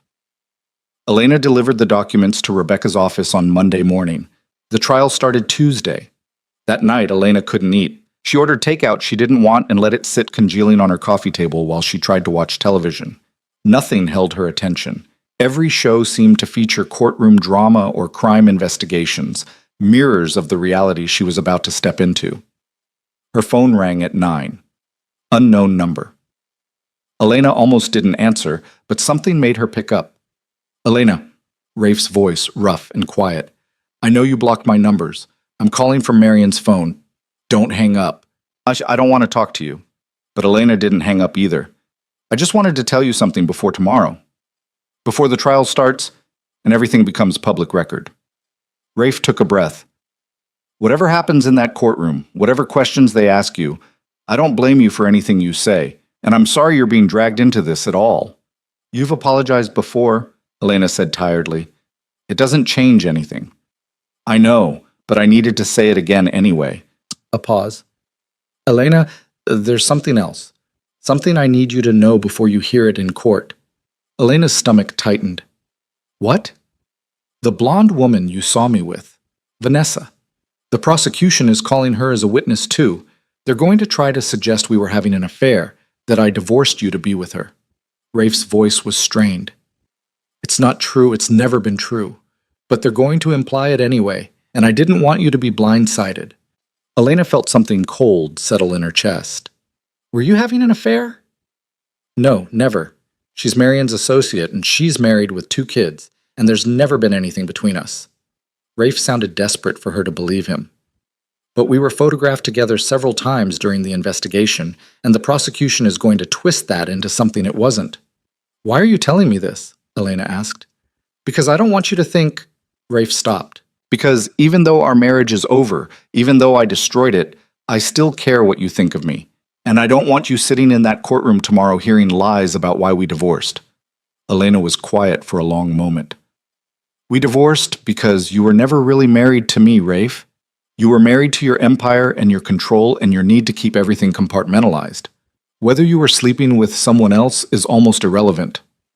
I know. His voice was barely a whisper. But I wasn't, for what it's worth. It's worth something, Elena admitted. Not enough to change anything, but something. After she hung up, Elena sat in the dark apartment trying to process. Tomorrow, she'd walk into a federal courthouse and sit in a witness box. Both sides would ask her questions designed to serve their narratives. The media would dissect every word, and somewhere in that courtroom, Rafe would be watching, hearing the truth about how completely he'd failed at the one relationship that should have mattered most. She didn't sleep that night either. Instead, she sat up until dawn, rehearsing answers and trying to prepare herself for the moment when her private pain would become public record. The courthouse was a maze of marble and security checkpoints. Elena arrived at 8:30, escorted by Rebecca through a side entrance to avoid the media circus at the front steps. The prosecution had agreed to call her early in their case, which meant she'd testify today and be done. No waiting, no extended agony. The witness waiting room was small and uncomfortable. Elena sat alone, reviewing her notes one more time, while Rebecca made phone calls in the hallway. At 9:15, a bailiff appeared. Ms. Russo, they're ready for you. The courtroom was larger than Elena expected, packed with reporters and spectators and people whose faces she vaguely recognized from charity events years ago. The jury box held 12 solemn faces. The judge, a stern woman in her 60s, sat elevated at the front, and at the defense table, flanked by Marion Voss and 2 other attorneys, was Rafe. He looked up as Elena entered, and their eyes met across the room. He looked tired, older, stripped of the confident armor she'd known for 8 years. He looked human in a way he never had before, and it made Elena's chest ache despite everything. The prosecution attorney, a sharp-faced man named Andrew Kellerman, stood as Elena was sworn in. She placed her hand on the Bible, swore to tell the truth, and sat in the witness box with her heart hammering against her ribs. Good morning, Ms. Russo, Kellerman began, his voice professionally pleasant. Thank you for being here today. Elena nodded, not trusting her voice yet. Let's start with some basic background. You were married to the defendant, Rafael Moretti, for 8 years. Is that correct? Yes? And you filed for divorce approximately 4 months ago? Yes. Can you describe the nature of your relationship with Mr. Moretti? During your marriage? Elena took a breath, choosing her words carefully. Distant. He was frequently absent for work. We didn't spend much time together. Did he discuss his work with you? No. He kept his professional life very separate from our personal life. Separate enough that you had no knowledge of his business activities? Rebecca had warned her this question would come. I knew he owned real estate and investment properties. I knew he was successful. I didn't know the specifics of individual deals or transactions. Kellerman nodded, making a note. Ms. Russo, during your marriage, did you live in a penthouse apartment at Riverside Tower? Yes. And that property was purchased by Mr. Moretti in 2018 for approximately $12 million, is that correct? I don't know the exact purchase price, Elena kept her voice steady. But yes, he owned the penthouse. Did you ever question where he got the money to afford such an expensive property? He told me it was from his real estate investments. I had no reason to doubt him. You had no reason to doubt him, Kellerman repeated, skepticism clear in his tone. Ms. Russo, you're asking this jury to believe that you lived in a $12 million apartment, wore designer clothes, attended exclusive events, and never once wondered if your husband's wealth came from illegal sources. Rebecca stood immediately. Objection. Argumentative. Sustained. The judge looked at Kellerman over her glasses. Ask questions, counselor. Save the speeches for closing arguments. Kellerman adjusted his approach. Miss Russo, did you ever meet any of Mr. Moretti's business associates? Yes, at social events and charity functions. Can you describe these associates? Elena thought carefully. Some were clearly legitimate business people, real estate developers, attorneys, financial advisors. Others were less clear about what they did. They talked vaguely about opportunities and investments without specific details. And did these vague discussions concern you? Sometimes. Elena met Kellerman's eyes. But when I asked Rafe about specific people, he told me they were professional contacts and I should focus on being a good hostess rather than interrogating his guests. A murmur ran through the courtroom. Rafe's face was unreadable. Kellerman pulled out a photograph. Ms. Russo, I'm showing you what's been marked as Exhibit 47. Can you identify the people in this photograph? Elena looked at the image, a charity gala from 2 years ago. She recognized herself in a red gown, standing next to Rafe. Beside them was a heavy-set man with cold eyes who'd made her uncomfortable all evening. That's me and Rafe. The other man is Vincent Caruso. He was at several events we attended. Did Mr. Moretti tell you anything about Mr. Caruso? He said Caruso was a business partner, real estate development, I think. And did you know that Vincent Caruso has been convicted of money laundering and is currently serving a federal sentence? Elena felt her face drain. No, I didn't know that. Kellerman pulled out another photo. How about this man? Exhibit 51. Marcus, something, Torres, maybe? He was at our New Year's party 2 years ago. Marcus Torres, also convicted of racketeering, currently awaiting sentencing. Kellerman's voice was relentless. Ms. Russo, you're telling this jury you had no idea your husband was associating with convicted criminals? I knew some of his associates made me uncomfortable. Elena's voice was shaking now. But no, I didn't know they were criminals. Rafe never told me that. Convenient, Kellerman said softly. Objection. Rebecca was on her feet. Counsel is testifying instead of questioning. Sustained. Mr. Kellerman, last warning. Kellerman nodded, but the damage was done. He spent the next hour walking Elena through financial records, asking about specific purchases and transactions, building a picture of a woman who'd lived lavishly on potentially illegal funds. Elena answered honestly. Yes, Rafe had bought her jewelry. Yes, she'd used credit cards he paid for. Yes, she'd attended events where business was discussed. But she also made clear, again and again, that she'd never participated in any business decisions, never signed documents related to his companies, never handled money beyond her personal expenses. Ms. Russo, Kellerman finally said, you're asking this jury to believe you were married to Mr. Moretti for 8 years, lived in his home, spent his money, met his associates, and somehow remained completely ignorant of his criminal activities. I'm not asking the jury to believe anything, Elena said quietly. I'm just telling the truth. Rafe kept me separate from his business, deliberately, completely. Whether that was to protect me or to protect himself, I don't know. But I wasn't part of it.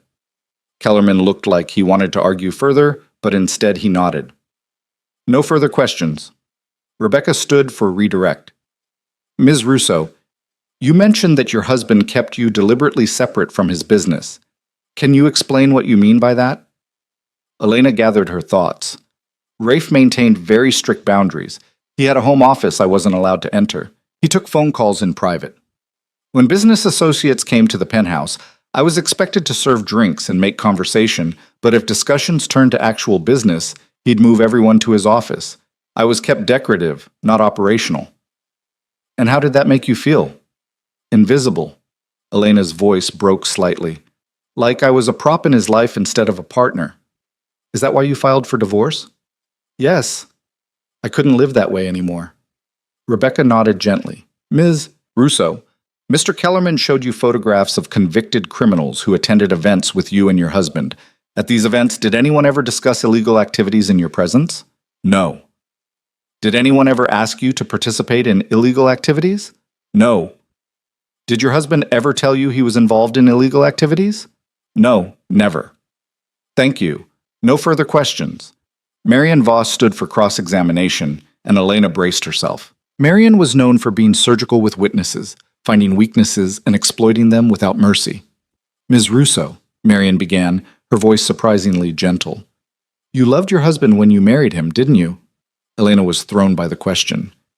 Yes. And you wanted the marriage to work? Yes. So when he kept you separate from his business, when he maintained these boundaries you described, you didn't push back because you wanted to respect his professional life? Partly. Elena saw where this was going. But also because when I did ask questions, he shut me down. Shut you down how? He'd tell me it was complicated, that I wouldn't understand, that I should trust him to handle things. Elena's voice hardened. He made it clear my job was to be his wife, not his business partner. Marion nodded. Ms. Russo, you testified that you attended charity events with your husband. Did he donate substantial amounts to these charities? Yes. Hundreds of thousands of dollars? I believe so. Did these donations seem to you like the actions of a criminal? Rebecca stood. Objection. Calls for speculation about Mr. Moretti's state of mind. Sustained, Marion rephrased. Miss Russo, did you ever witness Mr. Moretti engage in charitable activities that seemed genuine rather than calculated? Elena thought carefully. Yes, he funded a scholarship program for underprivileged students. He never publicized it or took credit. I only knew because I handled the thank you notes from recipients. So, to your knowledge, your husband engaged in legitimate charitable work? Yes. And to your knowledge, he maintained legitimate business interests in real estate and investment? Yes. And to your knowledge, he never asked you to lie, hide evidence, or participate in illegal activities? That's correct? Marion looked satisfied. No further questions. Elena was dismissed. She walked out of the courtroom on shaking legs, Rebecca guiding her through a back hallway to avoid reporters. They made it to Rebecca's car before Elena finally broke down, tears streaming down her face. You did great, Rebecca said, rubbing Elena's back. You were honest and clear. That's all we could ask for. I just testified in a federal criminal trial, Elena said through tears. I just sat there while lawyers tried to make me look like either a criminal or an idiot, and there was nothing I could do except tell the truth and hope someone believed me. They believed you, Rebecca assured her. The jury was listening. You came across as credible. Elena didn't feel credible. She felt exposed and raw and utterly exhausted. Rebecca drove her home, and Elena spent the rest of the day in her apartment watching news coverage of her own testimony. The analysts were split.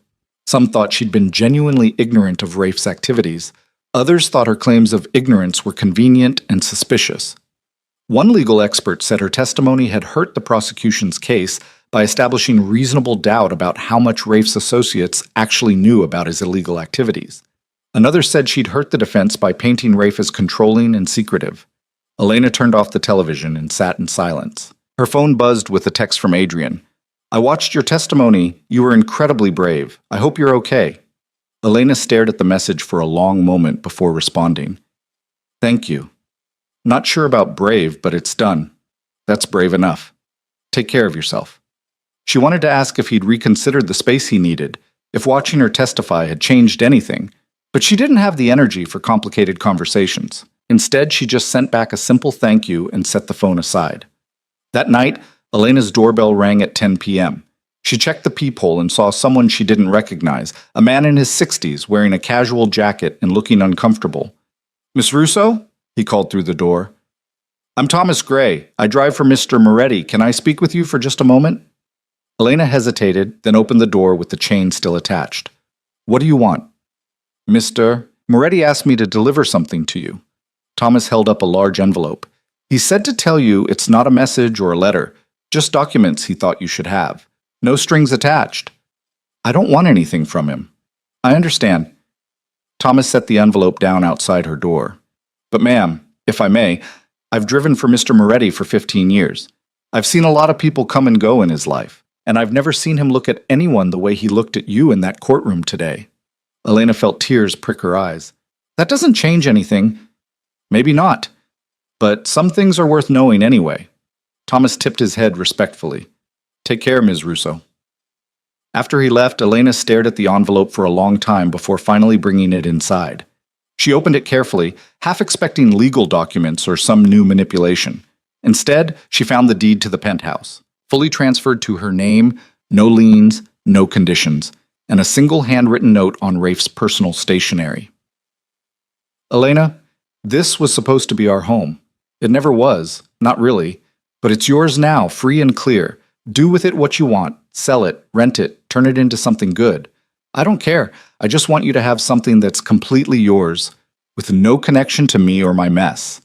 I'm not asking for forgiveness or reconciliation. I'm just trying to give you back something I took away. Your freedom to choose. Whatever happens with the trial, whatever happens to me, I hope you find the life you deserve, the one I was too broken to give you. Elena read the note 3 times, then looked at the deed. $12 million worth of real estate, transferred to her without conditions. It was the kind of grand gesture Rafe had always preferred, throwing money at problems instead of actually fixing them. But it was also, Elena realized, the only apology he knew how to make, the only language he spoke fluently when emotions failed him. She set the documents aside and went to bed, too exhausted to process what it meant. Tomorrow, Rafe's trial would continue without her. Tomorrow, she could start trying to rebuild a life that wasn't defined by his choices. Tomorrow, she could finally start being something other than Rafael Moretti's ex-wife. But tonight, she let herself cry one more time for the marriage that had never been, and the man who'd finally learned to let her go. The trial lasted 6 weeks. Elena didn't attend after her testimony, but she couldn't escape it either. The news coverage was relentless. Expert analysis, courtroom sketches, breathless speculation about whether Rafael Moretti would be convicted or walk free.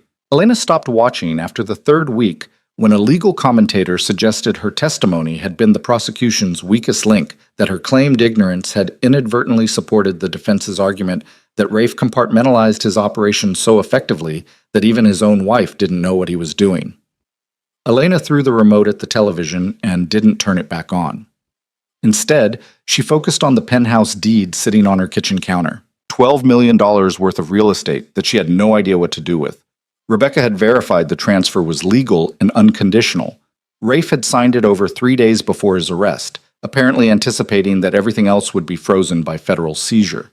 It was clean money, purchased before the illegal activities the prosecution was alleging, which meant Elena could keep it regardless of the trial's outcome. Sell it, her sister Maria advised during a phone call. Take the money and start over somewhere new, somewhere nobody knows you as Moretti's ex-wife. Keep it, her mother countered when Elena called her next. It's security. You've earned it after what he put you through. But Elena didn't want to sell it, and she didn't want to keep it. Both options felt like they were still about Rafe, still letting him define her choices even from the defendant's table in federal court. 3 weeks into the trial, Elena drove to the penthouse for the first time since signing the divorce papers. The building's doorman recognized her and waved her through without question, and Elena rode the elevator up 43 floors with her heart in her throat. The penthouse looked exactly as she'd left it. Rafe's belongings were still there. His books, his expensive art collection, the home office she'd never been allowed to enter. But there was also a strange emptiness to it now, like the space itself knew it had been abandoned by both of them. Elena walked through rooms that had witnessed 8 years of loneliness. The dining room where she'd eaten countless solo dinners while Rafe worked late. The bedroom where they'd slept beside each other like polite strangers. The balcony where she'd stood so many nights watching the city lights and wondering if this was all her life would ever be. She found herself in Rafe's office. The door was unlocked now, no longer forbidden territory. The desk was clear, presumably cleaned out by federal agents during their search. But the bookshelves remained filled with business journals and legal texts and, surprisingly, novels. Elena pulled one out and found Rafe's handwriting in the margins, notes and reactions to passages about love and loss and the cost of ambition. He'd been human here, in this private space she'd never been allowed to see. vulnerable in ways he'd never shown her during their marriage. Elena set the book down and walked back to the main living area. Floor-to-ceiling windows overlooked the city, and she stood there imagining different possibilities.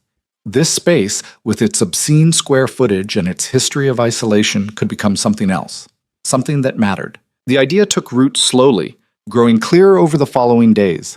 Elena researched transitional housing programs, spoke with nonprofit directors, consulted with architects about converting luxury space into functional living quarters. And slowly, a vision emerged. The penthouse could house 12 women, survivors of domestic violence, women escaping dangerous situations, women who needed safety and stability while they rebuilt their lives. It could provide 6 months of free housing, job training, counseling services. It could transform the symbol of Elena's loneliest years into a place where other women found freedom. It was perfect. It was right. And it was entirely hers to choose. Elena was meeting with the nonprofit director about the conversion logistics when Rebecca called with news about the trial. "Verdict's in," Rebecca said without preamble. "Jury deliberated for 11 hours. They're reading it in an hour." Elena's stomach dropped. "What do you think?" 11 hours is a long time. Could go either way. Rebecca paused. "Do you want to be there?" Did she? Elena thought about walking into that courtroom again, seeing Rafe's face as his fate was decided, watching him either walk free or be led away in handcuffs. Part of her wanted to be there for closure. Part of her wanted to be anywhere else. "No," she finally said. "I don't need to be there. Just call me when it's over." She tried to go back to her meeting with the nonprofit director, but concentration was impossible. They rescheduled for next week, and Elena went home to wait. The call came 2 hours later. "Guilty," Rebecca said. "Multiple counts.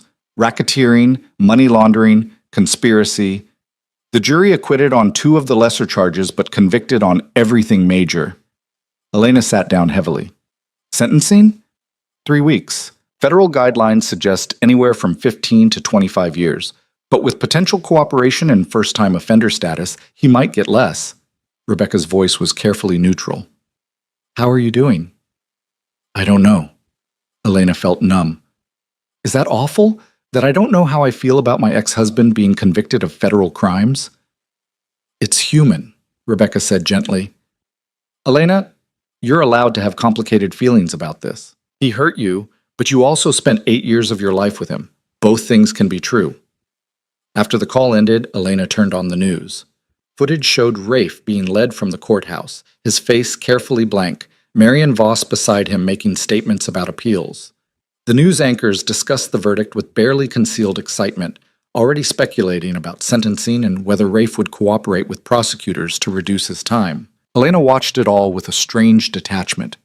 This was the man she'd married, the man who'd made her feel invisible for 8 years, the man who'd finally seen her only when it was too late, and now he was a convicted felon facing decades in federal prison.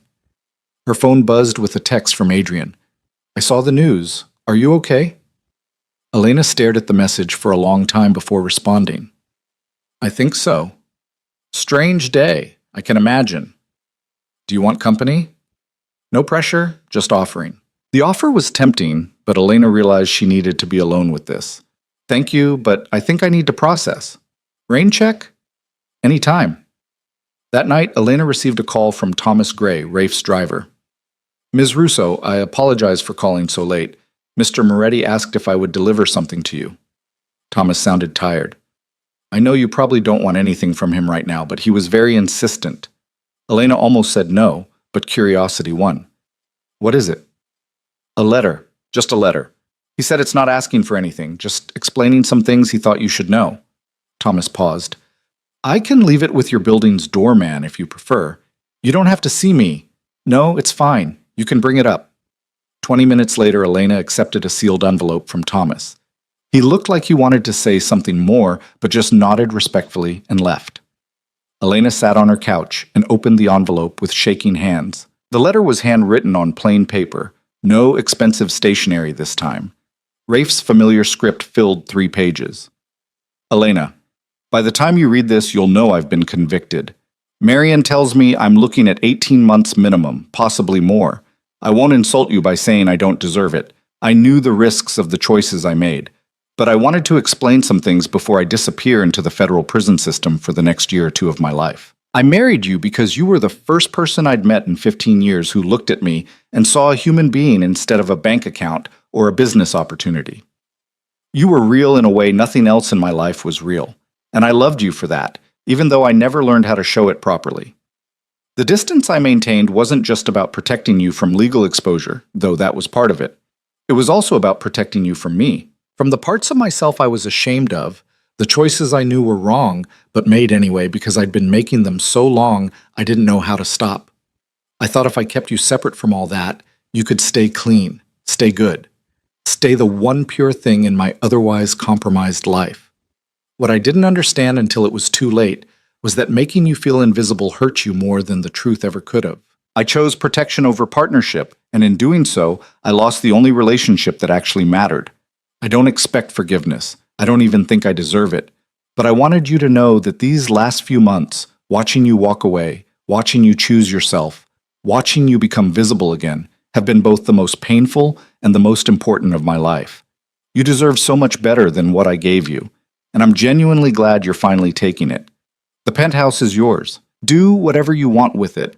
I heard through my attorney that you're considering turning it into transitional housing, and Elena, that's perfect. That's exactly what it should be. Take something I used to demonstrate wealth and power and turn it into something that actually helps people.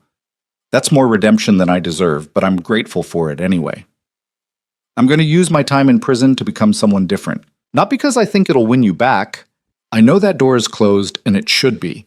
But because I need to figure out who Rafael Moretti is when he's not building empires or controlling outcomes. I need to learn how to be present instead of powerful, how to be honest instead of strategic. Prison will strip away everything I've used to define myself, and maybe that's exactly what I need. Thank you for 8 years. Thank you for trying. Thank you for finally having the courage to leave when I didn't have the courage to change. And thank you for showing me, even in our ending, what real strength looks like.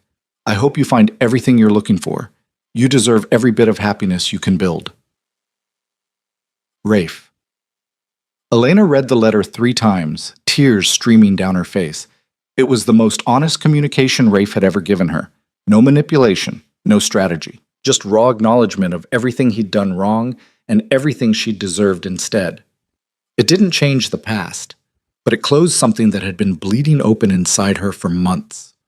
The next morning, Elena called the nonprofit director and finalized plans for the penthouse conversion. It would take 6 months and substantial renovation, but by spring, 12 women would have safe housing and a chance to rebuild their lives in the space where Elena had once felt so alone. She threw herself into the project with single-minded focus. Working with architects and contractors and social workers gave Elena purpose she hadn't felt in years. She wasn't Rafael Moretti's ex-wife on this project. She was Elena Russo, founder of a program that would help women who needed exactly what she'd needed: a way out, a fresh start, and proof that their lives could be different. Adrian called 2 weeks after the verdict. "I've been thinking," he said without preamble, "about the space I asked for. About us." Elena's heart clenched. Okay. I was scared of the media attention and the investigation and having my life invaded, and I let that fear make me pull away from something that was real and good. Adrian took a breath. "I've watched you these past few weeks, Elena. Watched you testify and survive and take that penthouse and turn it into something beautiful. And I realized I was an idiot to walk away." Adrian, wait, let me finish. I'm not asking to jump right back into where we were, but I'm asking if maybe we can try again. Slowly, without the pressure of federal trials and media scrutiny, just you and me figuring out if this could actually work. Elena closed her eyes, feeling hope and caution warring in her chest. "I'm not the same person I was 2 months ago. I know that's part of what I'm asking for, the chance to know who you are now without all the external chaos." Adrian's voice was warm. "So, what do you say? Coffee sometime? Dinner?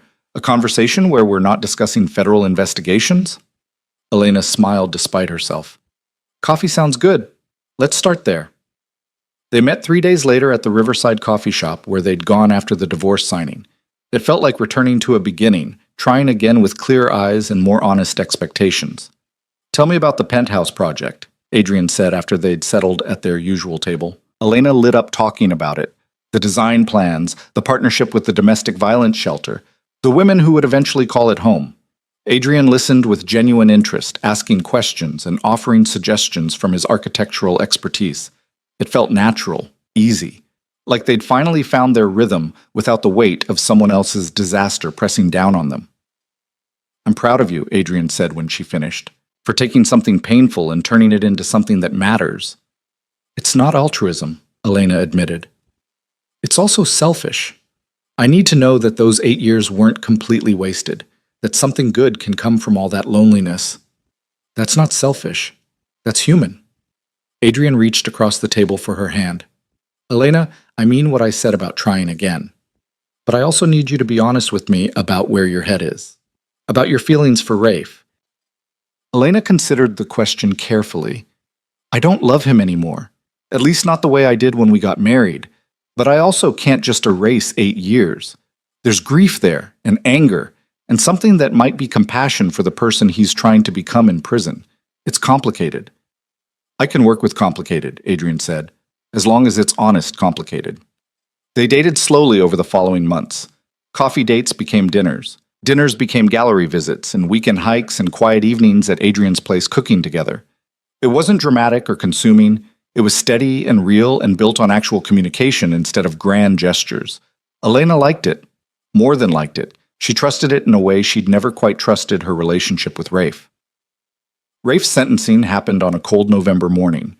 Elena didn't attend, but Rebecca called her afterward with the details. 18 months in federal prison followed by 3 years supervised release, Rebecca reported.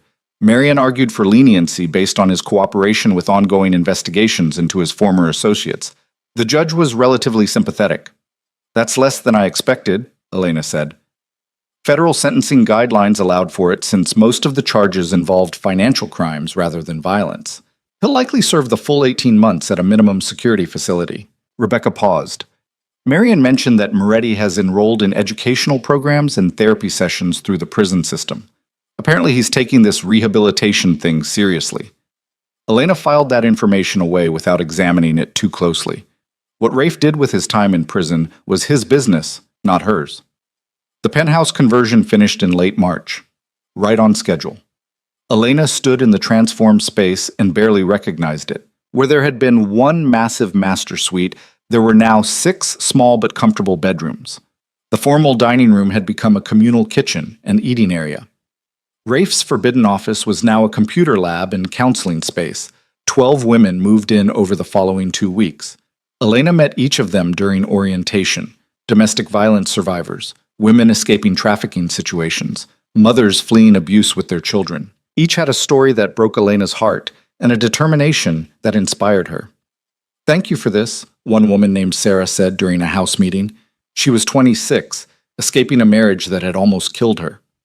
"I don't know where I'd be without this place. Probably back with him because I had nowhere else to go." Elena thought about her own escape, about the privilege that had made it easier, her education, her lack of children, the financial resources to rent her own apartment while the divorce processed. These women had none of those advantages. They needed exactly what this space provided. "You're giving me more than I'm giving you," Elena said honestly. "You're showing me what courage actually looks like." Adrian helped Elena organize a fundraiser to support the program's ongoing operations. His architecture firm donated services for future expansions. His contacts in the nonprofit world opened doors Elena hadn't known existed. "You're good at this," he told her one evening while they reviewed grant applications. "At building something that matters." "I'm learning," Elena said. "It turns out being invisible for 8 years taught me to see other people who feel invisible. That's worth something." 6 months into Rafe's sentence, Elena received another letter forwarded through Thomas Gray. She almost didn't open it, but curiosity won again. "Elena, I don't expect you to respond to this. I'm writing more for myself than for you, trying to practice the kind of honest communication my therapist keeps telling me I avoided for decades. Prison is exactly as bad as you'd imagine, and also nothing like I expected. The physical discomfort is manageable. The loss of control and autonomy is harder. But the hardest part is having nothing to do except think about the choices that brought me here. I've started teaching a financial literacy class to other inmates. It's basic stuff: budgeting, understanding credit. avoiding predatory loans, teaching men who made similar mistakes to mine how to build legitimate lives when they get out. It's not redemption, but it's something. My therapist asked me what I learned from our marriage. I told her I learned that love isn't about control, that partnership requires vulnerability. I was never willing to risk. That making someone feel invisible because you're afraid of being seen yourself is cowardice, not protection. She asked if I'd do anything differently if I had the chance. I said everything. I'd do everything differently. I'd tell you the truth from the beginning. I'd let you choose whether to stay with full knowledge of who I was. I'd show up for dinners and anniversaries and all the small moments I thought didn't matter, but turned out to be the only things that did. I heard about the penthouse program. Thomas sends me updates, probably more than I deserve. He told me 12 women are living there now, rebuilding their lives in the space where I destroyed mine. That feels right. That feels like the universe correcting a mistake. I have 14 months left on my sentence. When I get out, I'm not going to contact you. I'm not going to show up asking for second chances or trying to insert myself back into your life. You've moved on, and you should. You deserve someone who knows how to actually love you, not someone who's still learning basic emotional literacy at 46 years old. But I wanted you to know that I'm trying, not for you, for myself. Trying to become someone who could have deserved you in the first place. I hope you're happy, Elena. I hope you're building a life that makes you visible in all the ways I never did. Our Elena folded the letter carefully and put it in a drawer with the previous one. She didn't respond. Didn't need to. Rafe was working on himself, and that was good, but it was also no longer her concern. Her concern was the fundraiser next week, and the 2 new women moving into the penthouse, and the grant proposal she was writing to expand the program to a second location. Her concern was Adrian, who'd become a genuine partner in ways Rafe never had, supporting her work while building his own career without either of them getting lost in the other's shadow. Her concern was her own life, finally, completely. Elena's divorce was finalized 10 months after Rafe's sentencing. The judge signed the papers without drama or ceremony, and just like that, 8 years of marriage were legally dissolved. Elena celebrated by taking Adrian to dinner at an expensive restaurant she'd never been to with Rafe. To new beginnings, Adrian toasted, raising his wine glass. To choosing yourself, Elena countered, clinking her glass against his. They stayed out late, talking about Adrian's new museum commission and Elena's plans to open a second transitional house. They talked about taking a vacation together, maybe Italy or Greece, somewhere neither of them had been before. They talked about the future in concrete terms instead of careful hypotheticals. When Adrian drove Elena home that night, he walked her to her apartment door like he always did. "I have something to ask you," he said, suddenly serious. Elena's heart jumped. "Okay. Move in with me."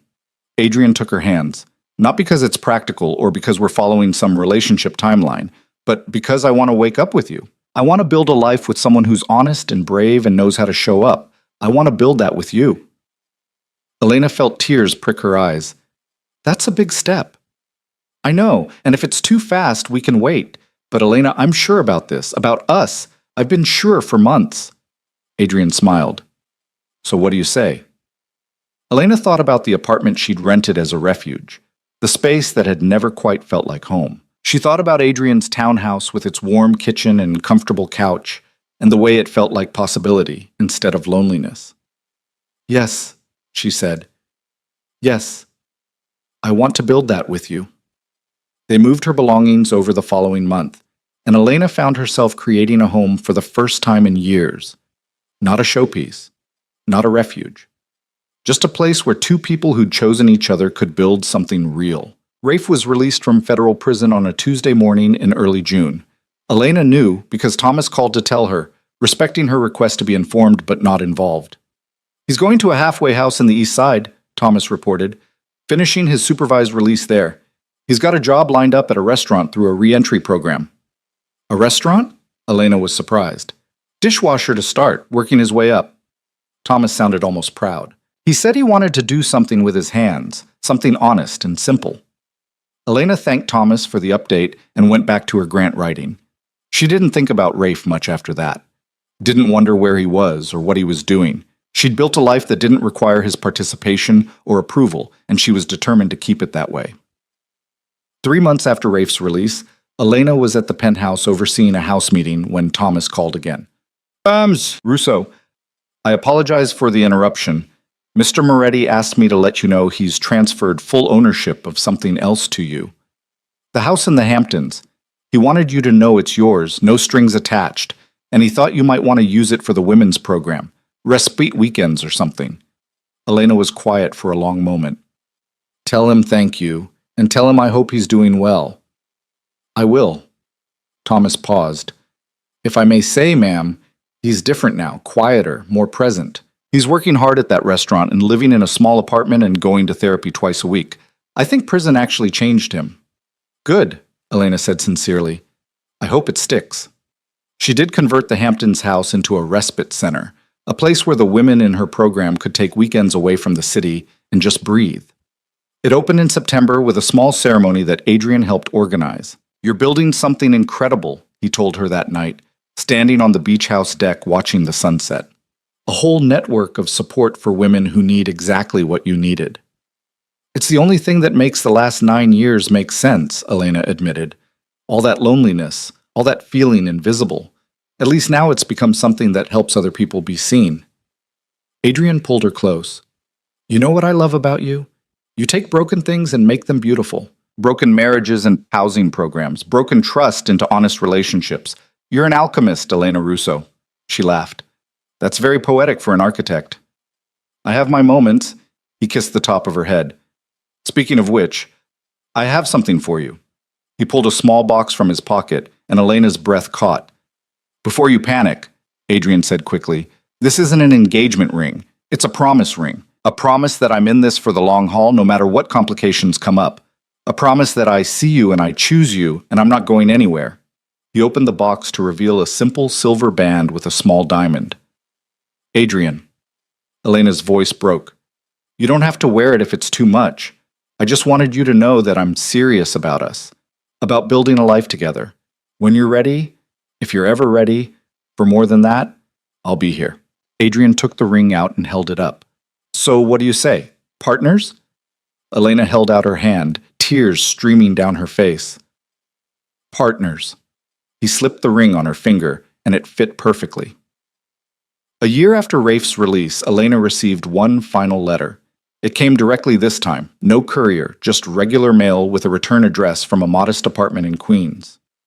Elena, this is the last letter I'll write you. I'm respecting your space in your new life. And I genuinely don't want to intrude on that. But I wanted you to know that I finished my supervised release last week. I'm fully free now, legally speaking, and I've used this time to become someone different, someone better, I hope. I'm assistant manager at the restaurant now. I'm mentoring other formerly incarcerated people trying to rebuild their lives. I'm in therapy, and I'm learning about emotional regulation and healthy communication and all the things I should have learned 30 years ago. I'm not asking for anything from you. Not forgiveness, not reconciliation, not even acknowledgement. I just wanted to tell you that you were right about everything, and that becoming the person who could have deserved you, even though I'll never get the chance to prove it to you, has been the most important work of my life. I heard you got engaged. Thomas told me, probably breaking about 6 different confidentiality agreements to do it. I'm happy for you, Elena, and genuinely happy. You deserve someone who knows how to show up from the beginning, not someone who had to lose everything to learn basic human decency. Thank you for 8 years.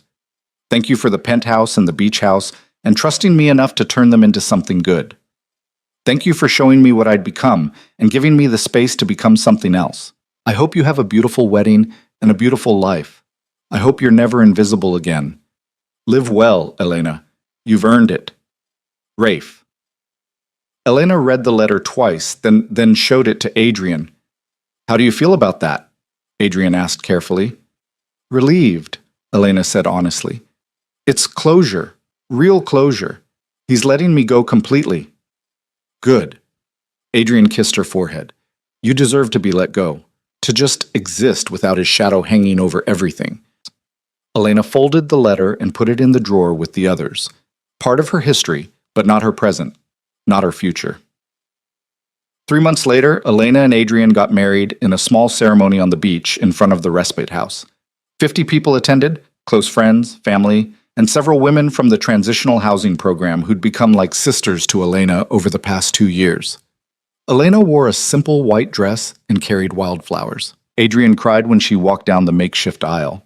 They wrote their own vows, promising presence and honesty and partnership, promising to see each other fully and love each other anyway. It was nothing like Elena's first wedding, no orchestra, no designer gown, no guest list of business associates she didn't know. It was small and real and completely theirs.